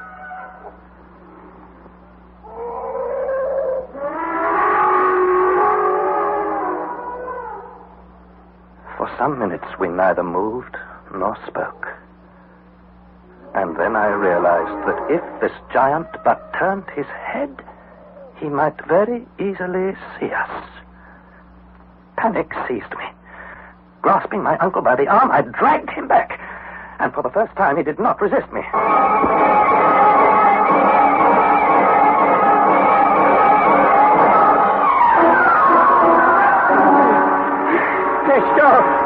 Stop it. I can run no further. Yes, I think we're safe here. Sit down. Get our breath back. Thank you. Thank you, my boy. Yes, it's better. I am reminded of a phrase in the Latin. Immanis pecoris custos, immanis ipse. The keeper of gigantic cattle, himself a giant. Precisely. What a man! What power, what strength! I just don't believe it. You don't believe it? You don't believe the evidence of your senses? Of your own eyes? The giant was real enough, I grant you, Uncle, but I don't believe he was a man like us. Not Homo sapiens. Oh. It stands to reason that no generation of men such as we are can inhabit this subterranean world. Why not? Why not, please? Because if they did, they would all know about us who live on the surface. They would have communicated with us. Possibly. But that was a man-like creature, but it wasn't a man. A gigantic monkey of some sort. I will think over your views and opinions. And now that I am quite recovered, my boy, let us continue with our explorations. We made our way towards the Central Sea. Though this was new territory to us, I noticed every now and then certain rocks which in shape and formation reminded me forcibly of the rocks at Port Gretchen. There were also streams and cascades tumbling from above the rocks, and this seemed to confirm the puzzling compass reading and our extraordinary and involuntary return to the north shore of the Central Sea. Then, as we pushed on, the unrecognized appearance of a stream or the profile of a rock threw me into doubt. I said, "Have we ever come this way before, Uncle?" I'm just wondering this myself. I wish I could be sure. Well, we were not cast ashore exactly at the spot we sailed from, that's quite certain. I think the storm must have driven us above our starting point. Therefore, if we follow this coast, we shall come to Port Gretchen. In that case, it is useless to continue our exploration. The best thing we can do is to return to Hans and the raft. Yeah. Are you quite sure of our bearings? Well, not quite sure, Uncle. These rocks are so much alike. All the same, I seem to recognize this cape as the place where Hans built our raft. I fancy we must be very close to Port Gretchen, even if we haven't reached it already. My dear Harry, if this were Port Gretchen, we should find traces of our footsteps, or at least some signs that we have been here. But there's nothing. Nothing. Just a moment. I can see something. Yes, I was right after all, Uncle. And what have you found? Oh, the rusty old dagger. Why did you bring that thing with you? That's no good at all. I've never set eyes on it before. Isn't it yours? Mine?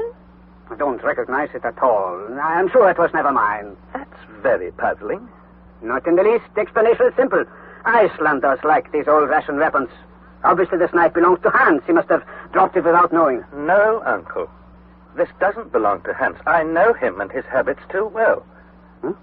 Could it be the weapon of some ancient warrior? Or of some living creature? Like that gigantic shepherd with his mastodons? And yet, such a creature, if he carried a knife at all, would be armed with a stone knife. Flint, or just possibly bronze. But this knife is steel. Steel, I tell you. Steel, certainly. But calm yourself, Harry. This weapon is a true dagger, such as was carried by gentlemen in their belts during the 16th century. Clearly, this one is of Spanish workmanship. It does not belong to you, or to me, or to our worthy Hans. Not to any living creature in the interior of the earth. Then look closer, my boy. The blade was never blunted like this, with fair wear and tear. No. Observe now. It is thick with rust. And this rust is not merely a day old, not a year old, not even a century old. But, Uncle... Listen, I say. We are now on the verge of a great discovery. This dagger, a wonderful and fortunate find, my boy, has lain on the sands of this shore for more than 100 years, more than 200, more than 300 years. And it was used, or so I firmly believe, by someone endeavoring to carve an inscription on these rocks. Well, if your theory is right, someone brought the knife here. Someone used it here. In a word, somebody has been here before us. Yes, Harry, yes. Now you know the importance of your find. A man has been here before us. A man who has tried once more to indicate the right road to the center of the earth. Let us look around. Let us see what we can find. Forward! Forward! We walked along the wall of rock, looking into every tiny fissure which might widen out and prove to be the road to the center of the earth. Presently we reached a spot where the beach narrowed and the sea almost lapped the base of the rocks, which here were very steep. At last, beneath a huge overhanging rock, we discovered the entrance of a dark and gloomy tunnel. And here, on a tablet of granite, which had been smoothed by rubbing it with another stone, we could see two mysterious and much worn letters, the initials of the bold and extraordinary traveler who had preceded us on our great adventure. Yes. I was right. I was right. Arne Saknussemm. Always the great Arne Saknussemm.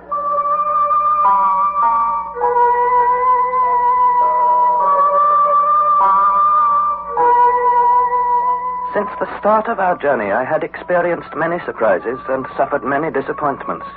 Indeed, I believed that I was hardened against all further surprises, that I would neither see nor hear anything to astonish me again. When, however, I saw those two letters carved in the rock, when I held in my hands the very dagger which had carved them more than 300 years before, I was struck dumb with wonder. My uncle, on the other hand, was seized with a sort of poetical ecstasy. Saknussemm, you great and glorious genius. You have left no stone unturned to show other men the road to the center of this mighty globe. Your fellow creatures can now follow the trail made by your illustrious footsteps 300 years ago. Your name, carved at every important stage of your journey, leads the hopeful traveler direct to the great discovery to which you devoted such energy and courage. And doubtless the audacious traveler who follows your footsteps to their destination will find the same initials carved at the very center of the earth. I will be that audacious traveler. I too will carve my name on the same spot. But in justice to your devotion, to your courage, and to your being the first man to indicate this road, let this cape, seen first by you on the shores of the sea discovered by you, let this cape be known for all time as Cape Saknussemm. I confess I was roused to a pitch of wild enthusiasm by my uncle's stirring words. What another man had done in ages past could, I felt, be done again, and I was determined to do it myself. Forward, forward, I cried, using the professor's watchword. And I started in the direction of the somber gallery, the road we had to take. Stop, boy, stop. Let us not lose our heads in this wonderful moment. Before anything else, we should return to our good friend Heims, and then we can bring the raft round to this point. Oh, very well, but don't let's waste time, Uncle. Come along. When you come to think of it, everything has worked out for the best, Uncle. Not quite so fast, please. All for the best, Harry. So, you begin to realize that now. Yes, Uncle. Even that fearful hurricane was our friend. It put us on the right road. I agree. There is something providential in the way we were blown back here. And to make the great discovery of Cape Saknussemm, it's almost beyond belief. I beg you not to go quite so fast, Harry. It's only that I'm anxious not to waste time, Uncle. I can see exactly how things are working out for us. We shall take a northern route. We shall pass under the northern regions of Europe, Sweden, Russia, Siberia, and who knows where, instead of burying ourselves under the burning plains and deserts of Africa. Let us go on as we're going, and heaven will be our guide. Yes, Harry, yes. We shall leave the flat sea behind us, and we shall descend, forever descend. Do you know, my dear boy, that to reach the center of the earth, we have only another 5,000 miles to travel? Oh, 5,000? It's scarcely worth talking about. The thing is to get going. Yes, to get going. Forward to the center of the earth. Thus our wild speeches continued until we rejoined our patient and phlegmatic guide. All was ready for our departure. Every single package and parcel was stowed in its allotted place. We boarded the raft and hoisted the sail, and Hans guided our frail craft towards the newly named Cape Saknussemm.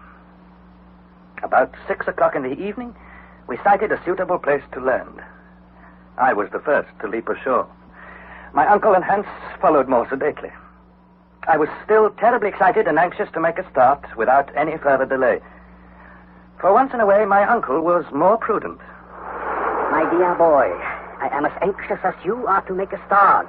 But before we do anything else, let us survey the mysterious gallery which marks the beginning of our road. Then we can decide if we need to prepare and mend our ladder. The professor set about testing our Ruhmkorff's coil, which would soon be needed to provide us with light in the galleries. While he was doing so, Hans hitched the raft to a projecting rock scarcely 20 paces distant from the gallery. At length my uncle declared that he was ready, and we advanced in single file, myself in the lead. The opening to the gallery was circular, about 5 feet in diameter. The floor was roughly at water level, and we were able to enter it without hindrance. As we went forward, I counted my steps into the tunnel. 1, 2, 3, 4, 5, 6, 7, 8, 9, 10, 11... Go on, Harry. What's stopping you? I can't go on. Why not? Why not? The way is blocked. This confounded stone. Huh? Solid granite. A block of solid granite. Is there no way around it? None. Or beneath? No. Or above? No. Is there no sign of another opening to the right or left? Nothing, Uncle. Nothing at all. This is intolerable. Intolerable. Why? Why is the stone here? It has no business here. This is our proper road, I am convinced. No, I do not understand this. What about Arne Saknussemm, Uncle? Huh? What about Arne Saknussemm? Do you imagine... You're right, my boy. Saknussemm penetrated to the center of the earth. He can never have been checked by a block of stone. Of course he wasn't. No. At one time, this passage was quite clear. You can tell that by the smoothness of the walls. But sometime or other, there's been an earthquake which brought down this solid granite wall. I'll wager it wasn't here when Saknussemm passed this way, and what I say is this. If we don't smash it down somehow or other, we're not worthy to follow Saknussemm. We don't even deserve to reach the center of the earth. Bravo, Harry. Let us get to work with pickaxes and crowbars. Hans, the tools, fetch the tools from the rock. A moment. If we work 1,000 years, we shall never shift this rock with pickaxes. What then? What then? There is another way. We can blast the rock to smithereens. Gunpowder. Yes. To work! To work!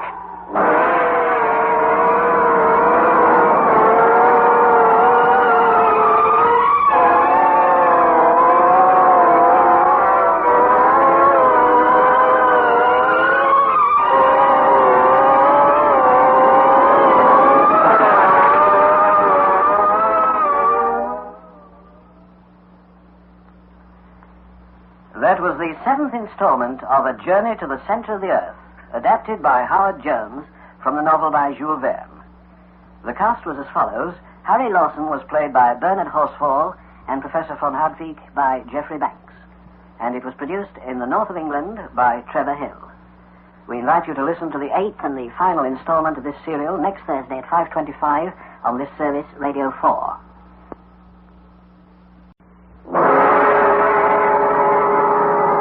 We present Bernard Horsfall as Harry Lawson and Geoffrey Banks as Professor von Hardwigg in A Journey to the Center of the Earth, the novel by Jules Verne, adapted for radio in 8 parts by Howard Jones.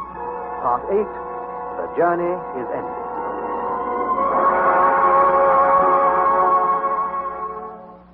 And now I have reached the last chapter of our amazing and incredible adventure. Not that we realized it at the time, of course. There were, as my uncle said, some 5,000 miles between ourselves and the center of the earth. But there, perhaps I should first remind you who I am. My name is Harry Lawson, and my uncle is none other than that brilliant scientist, Professor von Hardwigg of Hamburg. You may recall that he determined we should follow in the footsteps of a certain Arne Saknussemm, a 16th century alchemist, who had made a lone journey to the center of the earth. As you well know by now, my uncle is a man not to be denied. So off to Iceland we went, and accompanied by our faithful guide, Hans Bjelke, we descended the crater of the extinct volcano called Snæfell's. I have described at length the many perils we faced in those underground passages and caverns. Then how we sailed on the great central sea and were there overwhelmed by a hurricane which drove us back to our starting point. Yet that was our good fortune. For we found close at hand the road taken 300 years before by Arne Saknussemm, the road to the center of the earth. To our dismay, the way ahead was blocked by a huge mass of granite. There was no way round it, or under it, or above it. Nor was there any hope of moving it with pickaxes. I said to the professor, "There is another way. We will blast the rock to smithereens." Gunpowder. Yes. To work, Hans, to work. I come, master. What is it you wish? I have a crowbar and pickaxe. You are to make a cavity in the rock here, Hans. No, lower down. Here. Yeah. A cavity big enough to hold 50 pounds of gun cotton. You understand? Oh, yes, I understand. A big hole here. I will see to it. Now, Harry, my boy, we must prepare a fuse of wick. Then we will wrap our explosive in a bag and pack it into the hole Hans is making. I'll see to it, Uncle. We'll succeed. We're bound to succeed. Of course we will succeed. When everything is in place, all we need is a spark. One tiny spark, and this wretched rock will be blown to atoms. Come, let us have everything ready. Then we may rest until tomorrow.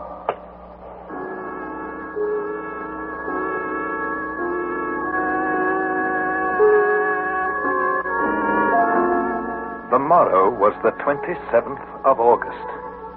And even now, so long afterwards, my heart beats wildly at the memory of that fearful day. At 6 o'clock in the morning, we were up and ready. I begged that I should be allowed to ignite the explosive, and my uncle agreed. Our plan was simple. The professor and Hans would wait on the raft, and there I would join them as soon as I had fired the fuse. We calculated that the fuse would burn for at least 10 minutes before the explosion was touched off, and we should therefore have plenty of time to put out safely to sea. We made a good breakfast. Then the professor, who, like myself, was a little on edge, asked abruptly, You are ready, Harry? "Quite ready, Uncle." The lamp. You have a lamp to light the fuse. "I have it here." Then be off, and heaven go with you. Be back as quickly as you can, my boy. I'm all impatient. "Oh, don't worry, Uncle. I shan't dawdle. Give me a shout when you want me to fire the fuse."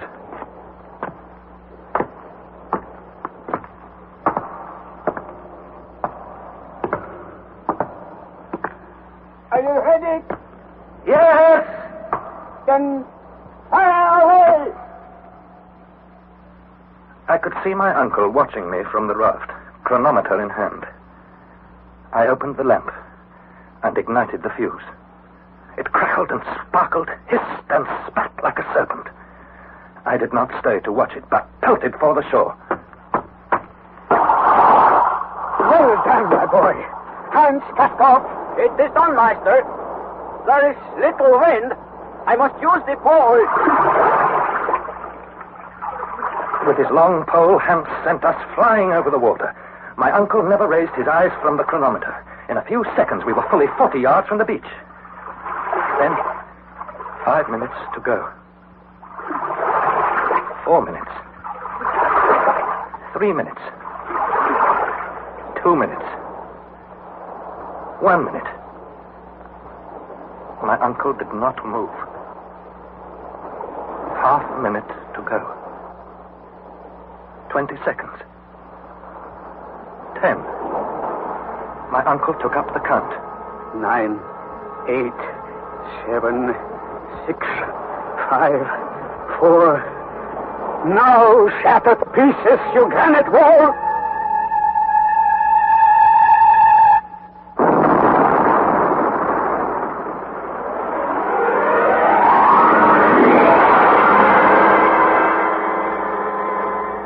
What happened then? Mercifully, my memory of those terrifying moments is dimmed. But it seemed to me that the rocks on the shore were torn aside like a curtain. The sea rose in a mountainous mass, the raft with it. We were thrown to the deck, and there was darkness all about us. The raft seemed to be hurtling down a gigantic well. I tried to speak, but could not. I could hear nothing but the roaring of the waters. Presently, my mind cleared a little. I began to understand what had happened. The explosion had created a sort of earthquake. Beyond the granite wall which we had shattered was an abyss, doubtless the road once followed by Saknussemm. Into this we had been hurled, dragging, as it were, the central sea with us. Time passed. We sat close, elbow to elbow, knee to knee, grasping each other's hands. The raft spun, struck the wall, sped on, down and down at horrifying speed. In my heart was the certainty that we were doomed. Presently, Hans spoke. Dark. I do not like this dark. The room cost coil, Hans. Will it give a light? No. Smashed in pieces. We can't light a torch, that's certain. My torch will not keep burning. There is too much wind. But there is the lantern. Can you light it? Will it burn? We will see. We will see. Ah, there. He burns. It flickers in the wind.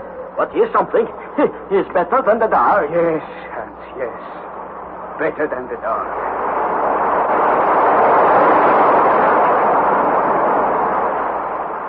We seemed now to be in a wide cavern, hurtling along at a speed, I truly believe, of 100 miles an hour.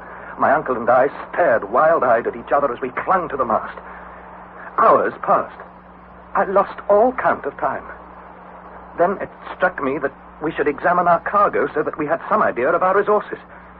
I spoke to Hans, and he answered. Cargo? I do not know. Well, let's see.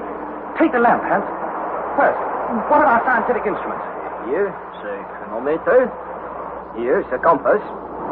Nothing else. That's bad. What about ropes and tools?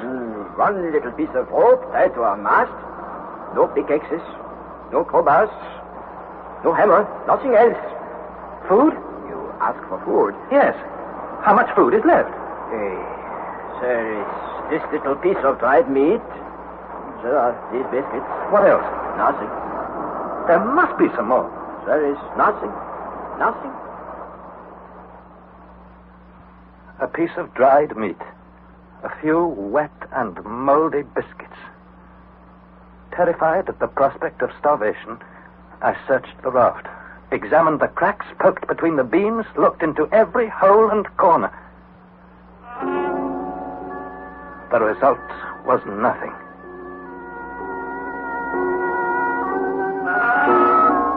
Now I was desperate and terribly afraid. I stretched myself on the raft and watched the lamplight as it became fainter and fainter and finally burnt out. Perhaps then I fainted. Perhaps I only slept. When I opened my eyes again, the darkness was complete. But something had happened whilst I slept. What was it? Silence. No roaring. No rushing waters. Then my uncle spoke. Harry! Harry, my boy! Where are you? Here, Uncle. Here is my hand. You realize what has happened? We are going upward. Upward? But that's impossible. We are going upward, very fast. Hand the torch. Can you light the torch? Perhaps. There is now no wind to blow him out. I think he will burn in a moment.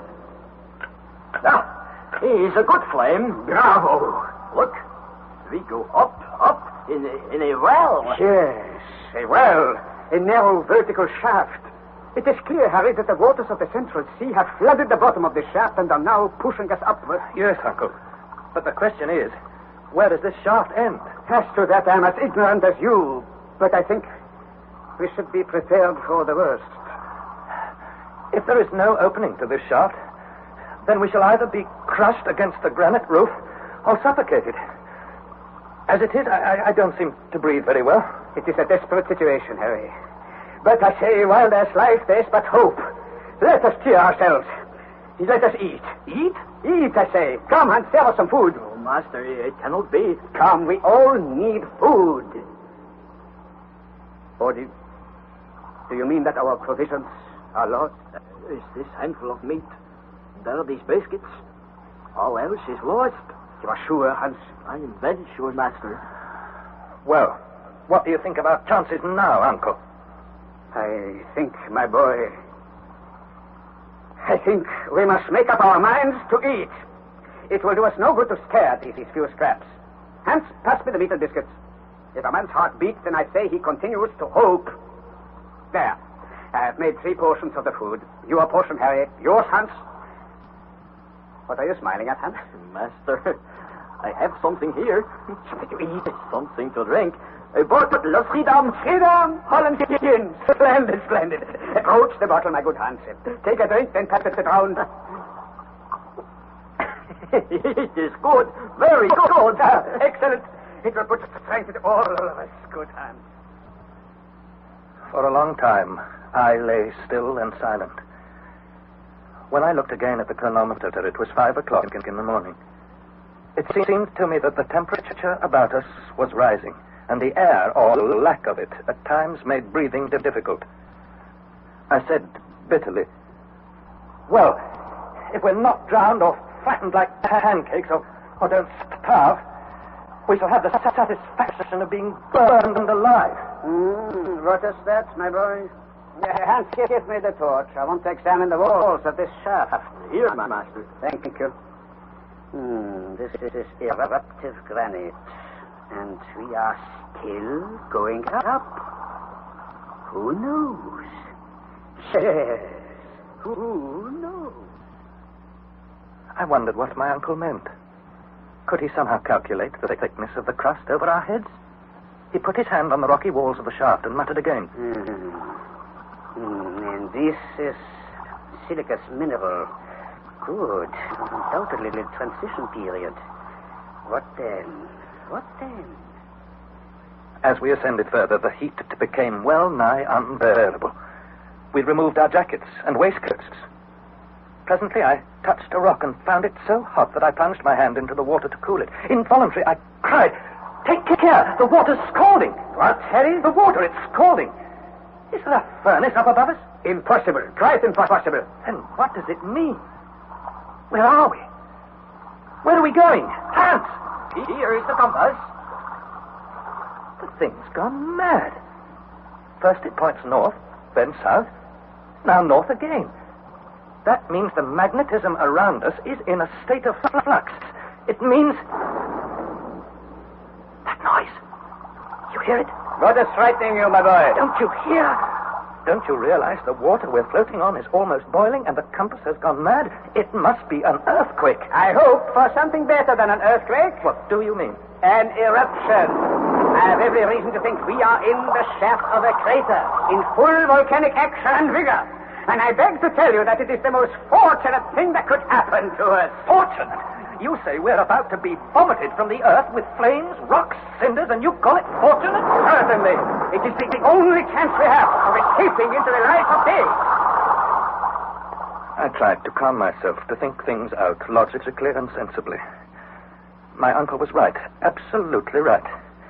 We were being thrust up through the Earth's crust, not on this occasion in an extinct volcano like Snæfell's, but in a mountain of fire in full activity.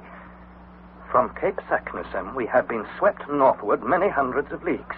Where then were we now? Under Iceland? Should we be belched up through Mount Hekla, or through one of the other 7 fire funnels of the island? But what did it matter? We were doomed anyway. Towards morning, our speed of ascent increased still more. The vertical gallery became wider and wider. To right and left, I could discern long, dark corridors emitting thick and suffocating vapors and flickering tongues of flame. This, I thought, this surely is the end. My uncle, however, was not in the least perturbed. My dear boy, it is merely burning sulfur. That is the common thing with a volcanic eruption. But if the flames engulf us... They will not engulf us. Well, I suppose it's all the same, whether we choke to death, burn to death, or drown in scalding water. There is no water. We are rising on a bed of lava. What is the time, good Hans? 8 o'clock, master. 8 o'clock of the morning. Strange. It's gone very quiet. What's happened? We do not go up anymore.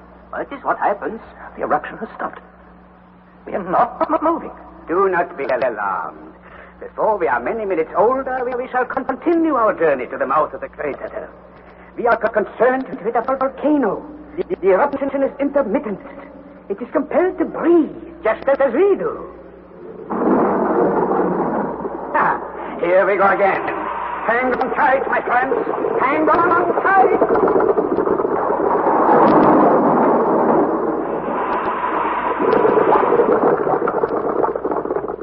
We ascended and stopped. Ascended and stopped again. I cannot say how many times the process was repeated. The heat became intense. I sweated from every pore. I must have become lightheaded, for I remember dimly how the powerful arms of Hans suddenly clasped me. Be still, Master Harry, be still. For the rest will take your head on the vault of the shaft. Everything is all right. It is all right. I have only a confused recollection of continual detonations, of the shaking of the granite walls, of the raft whirling like a spinning top as it floated on a stream of hot lava.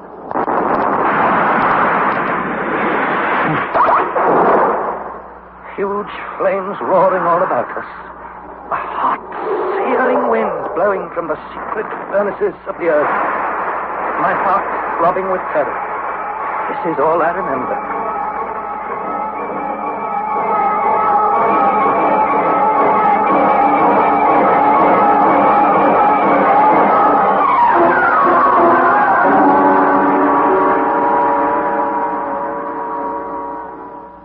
When I opened my eyes, I felt Hans clutching me by the belt. With the other hand, he supported my uncle. I realized presently that I was lying on a mountain slope, scarcely 2 paces from a gully into which I would surely have slipped at the first false step. I was not hurt, but stiff, bruised all over. like a man rousing from a dream. My uncle asked, Where are we? Who can tell, Master? In Iceland? No, not Iceland. How do you know? Look about you, Master. we should be at Spitsbergen, I thought. I expected to see a snow-covered cone and widespread glaciers. But no. Here was sunlight. Intense, warming, piercing sunlight. We had been cast from the crater half naked, and I could feel the warmth of the sun soaking through and through my body. After some delay, the professor spoke. No, it really does not look like Iceland. Perhaps it's the island of Jan Mayen. Oh, out of the question, my boy. This is not a northern volcano. Oh, it's easy to say that, Uncle, but you can't be sure. Look, my boy, down to the base of the mountain. Now, what do you see? Trees. What trees? You recognize them? Could be olives. Figs. Exactly. And yonder there are vines loaded with grapes. And now, as my eyes became accustomed to the brilliant light, I saw beneath me the waters of a sea or lake, which made an island of this enchanted land. Over towards the rising sun was a small port, clustered with houses. Strange-looking boats were anchored in the harbor. Far beyond, numerous small islands could be seen, so many that I was reminded of bees about a beehive. To the west lay a distant mountainous coastline, with one prodigiously lofty cone surmounted by heavy clouds. To the north, there was nothing but water, sparkling in the sun. I asked, "Where can we be?" Now, wherever we are, it is rather warm. And what is more, the volcano is erupting. And I see no sense in staying here to receive a piece of rock upon my head. Let us descend and find somebody who will tell us where we are. To tell the truth, I feel I'm dying of thirst and hunger. Forward, Hans. Forward. We slithered over piles of ashes, avoiding the streams of hot lava which glided horribly beside us like serpents. As we slipped and scrambled, I said, "We must be somewhere in Asia. On the coast of India, perhaps, or Malaya. We've crossed through the globe and come out at the Antipodes." But the compass, my boy. Explain the compass. It always pointed northward. I can't explain it. It's a mystery. No mystery at all. The compass lied. The compass lied? How do you know? Because if it didn't lie, we are now at the North Pole. Does that strike you as reasonable?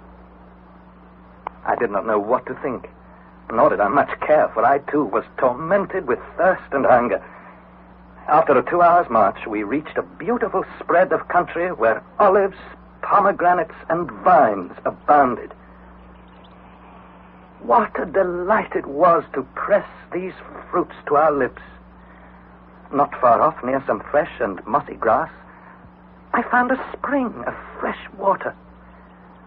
And here we paused to wash our hands, feet, and faces. While we were doing this, a small boy appeared between two tufted olive trees. I cried, here's a small inhabitant of this happy land. Boy! Boy! He runs away. Catch him, Hans. Catch him. I will. Boy, come here. Come here. The boy was poorly dressed and terribly scared at our appearance. And who would blame him? Half naked with tangled hair and ragged beards, we must have looked very ill-favored in his young eyes. Hans caught up with him and dragged him back. Here he is. But he will not speak.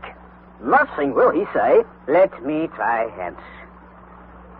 Wie heißt dieser Berg? He does not speak, so we are not in Germany. Boy, what is the name of this mountain?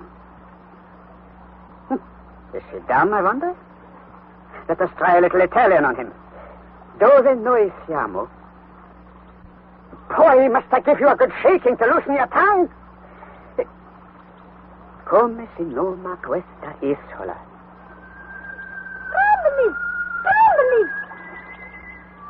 Stromboli. So we were in the central Mediterranean.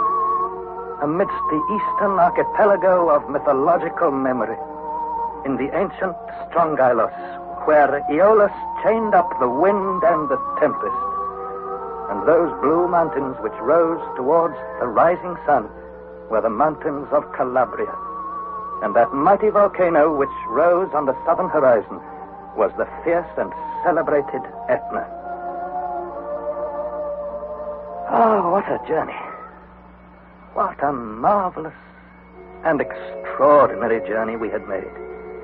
For we had entered the earth by one volcano and had come out by another, more than 1,200 leagues from Snowfalls. So was our great adventure ended. There is little more for me to add. We were kindly received by the fishermen of Stromboli, and after a rest of 48 hours, we started our homeward journey. On the 9th of October, we arrived in Hamburg, and here our faithful Hans bade us farewell and departed for his native Iceland. Shortly, too, I married my uncle's goddaughter, my dearest, my ever-beloved Gretchen, though that, as they say, is another story. My uncle's greatness as both a scientist and an explorer was speedily recognized. Hamburg gave a festival in our honor. A public meeting of the Johanneum Institute was held at which the professor related the full story of our adventures, omitting only the mystery in connection with our lying compass. Ah, that compass. Why did it point to the south instead of to the north? It baffles me, Harry. It baffles me. I think I can explain it now, Uncle. You can? Yes. For 6 months now, it has lain untouched and unnoticed here in your study. As you see, the needle still points to the south. Why, bless me, so it does. But why, my boy? Why? Because during that hurricane on the Central Sea, we encountered a ball of fire. Remember? Of course I remember. But what has that to do with it? The ball of fire turned our raft into a magnet, didn't it? And likewise, Uncle, it turned the compass topsy-turvy. So it was a trick of the electricity. Brilliant, Harry, brilliant. Ha! Now I am happy. You have cleared up for me the one great mystery of our journey. Our unforgettable journey to the center of the earth.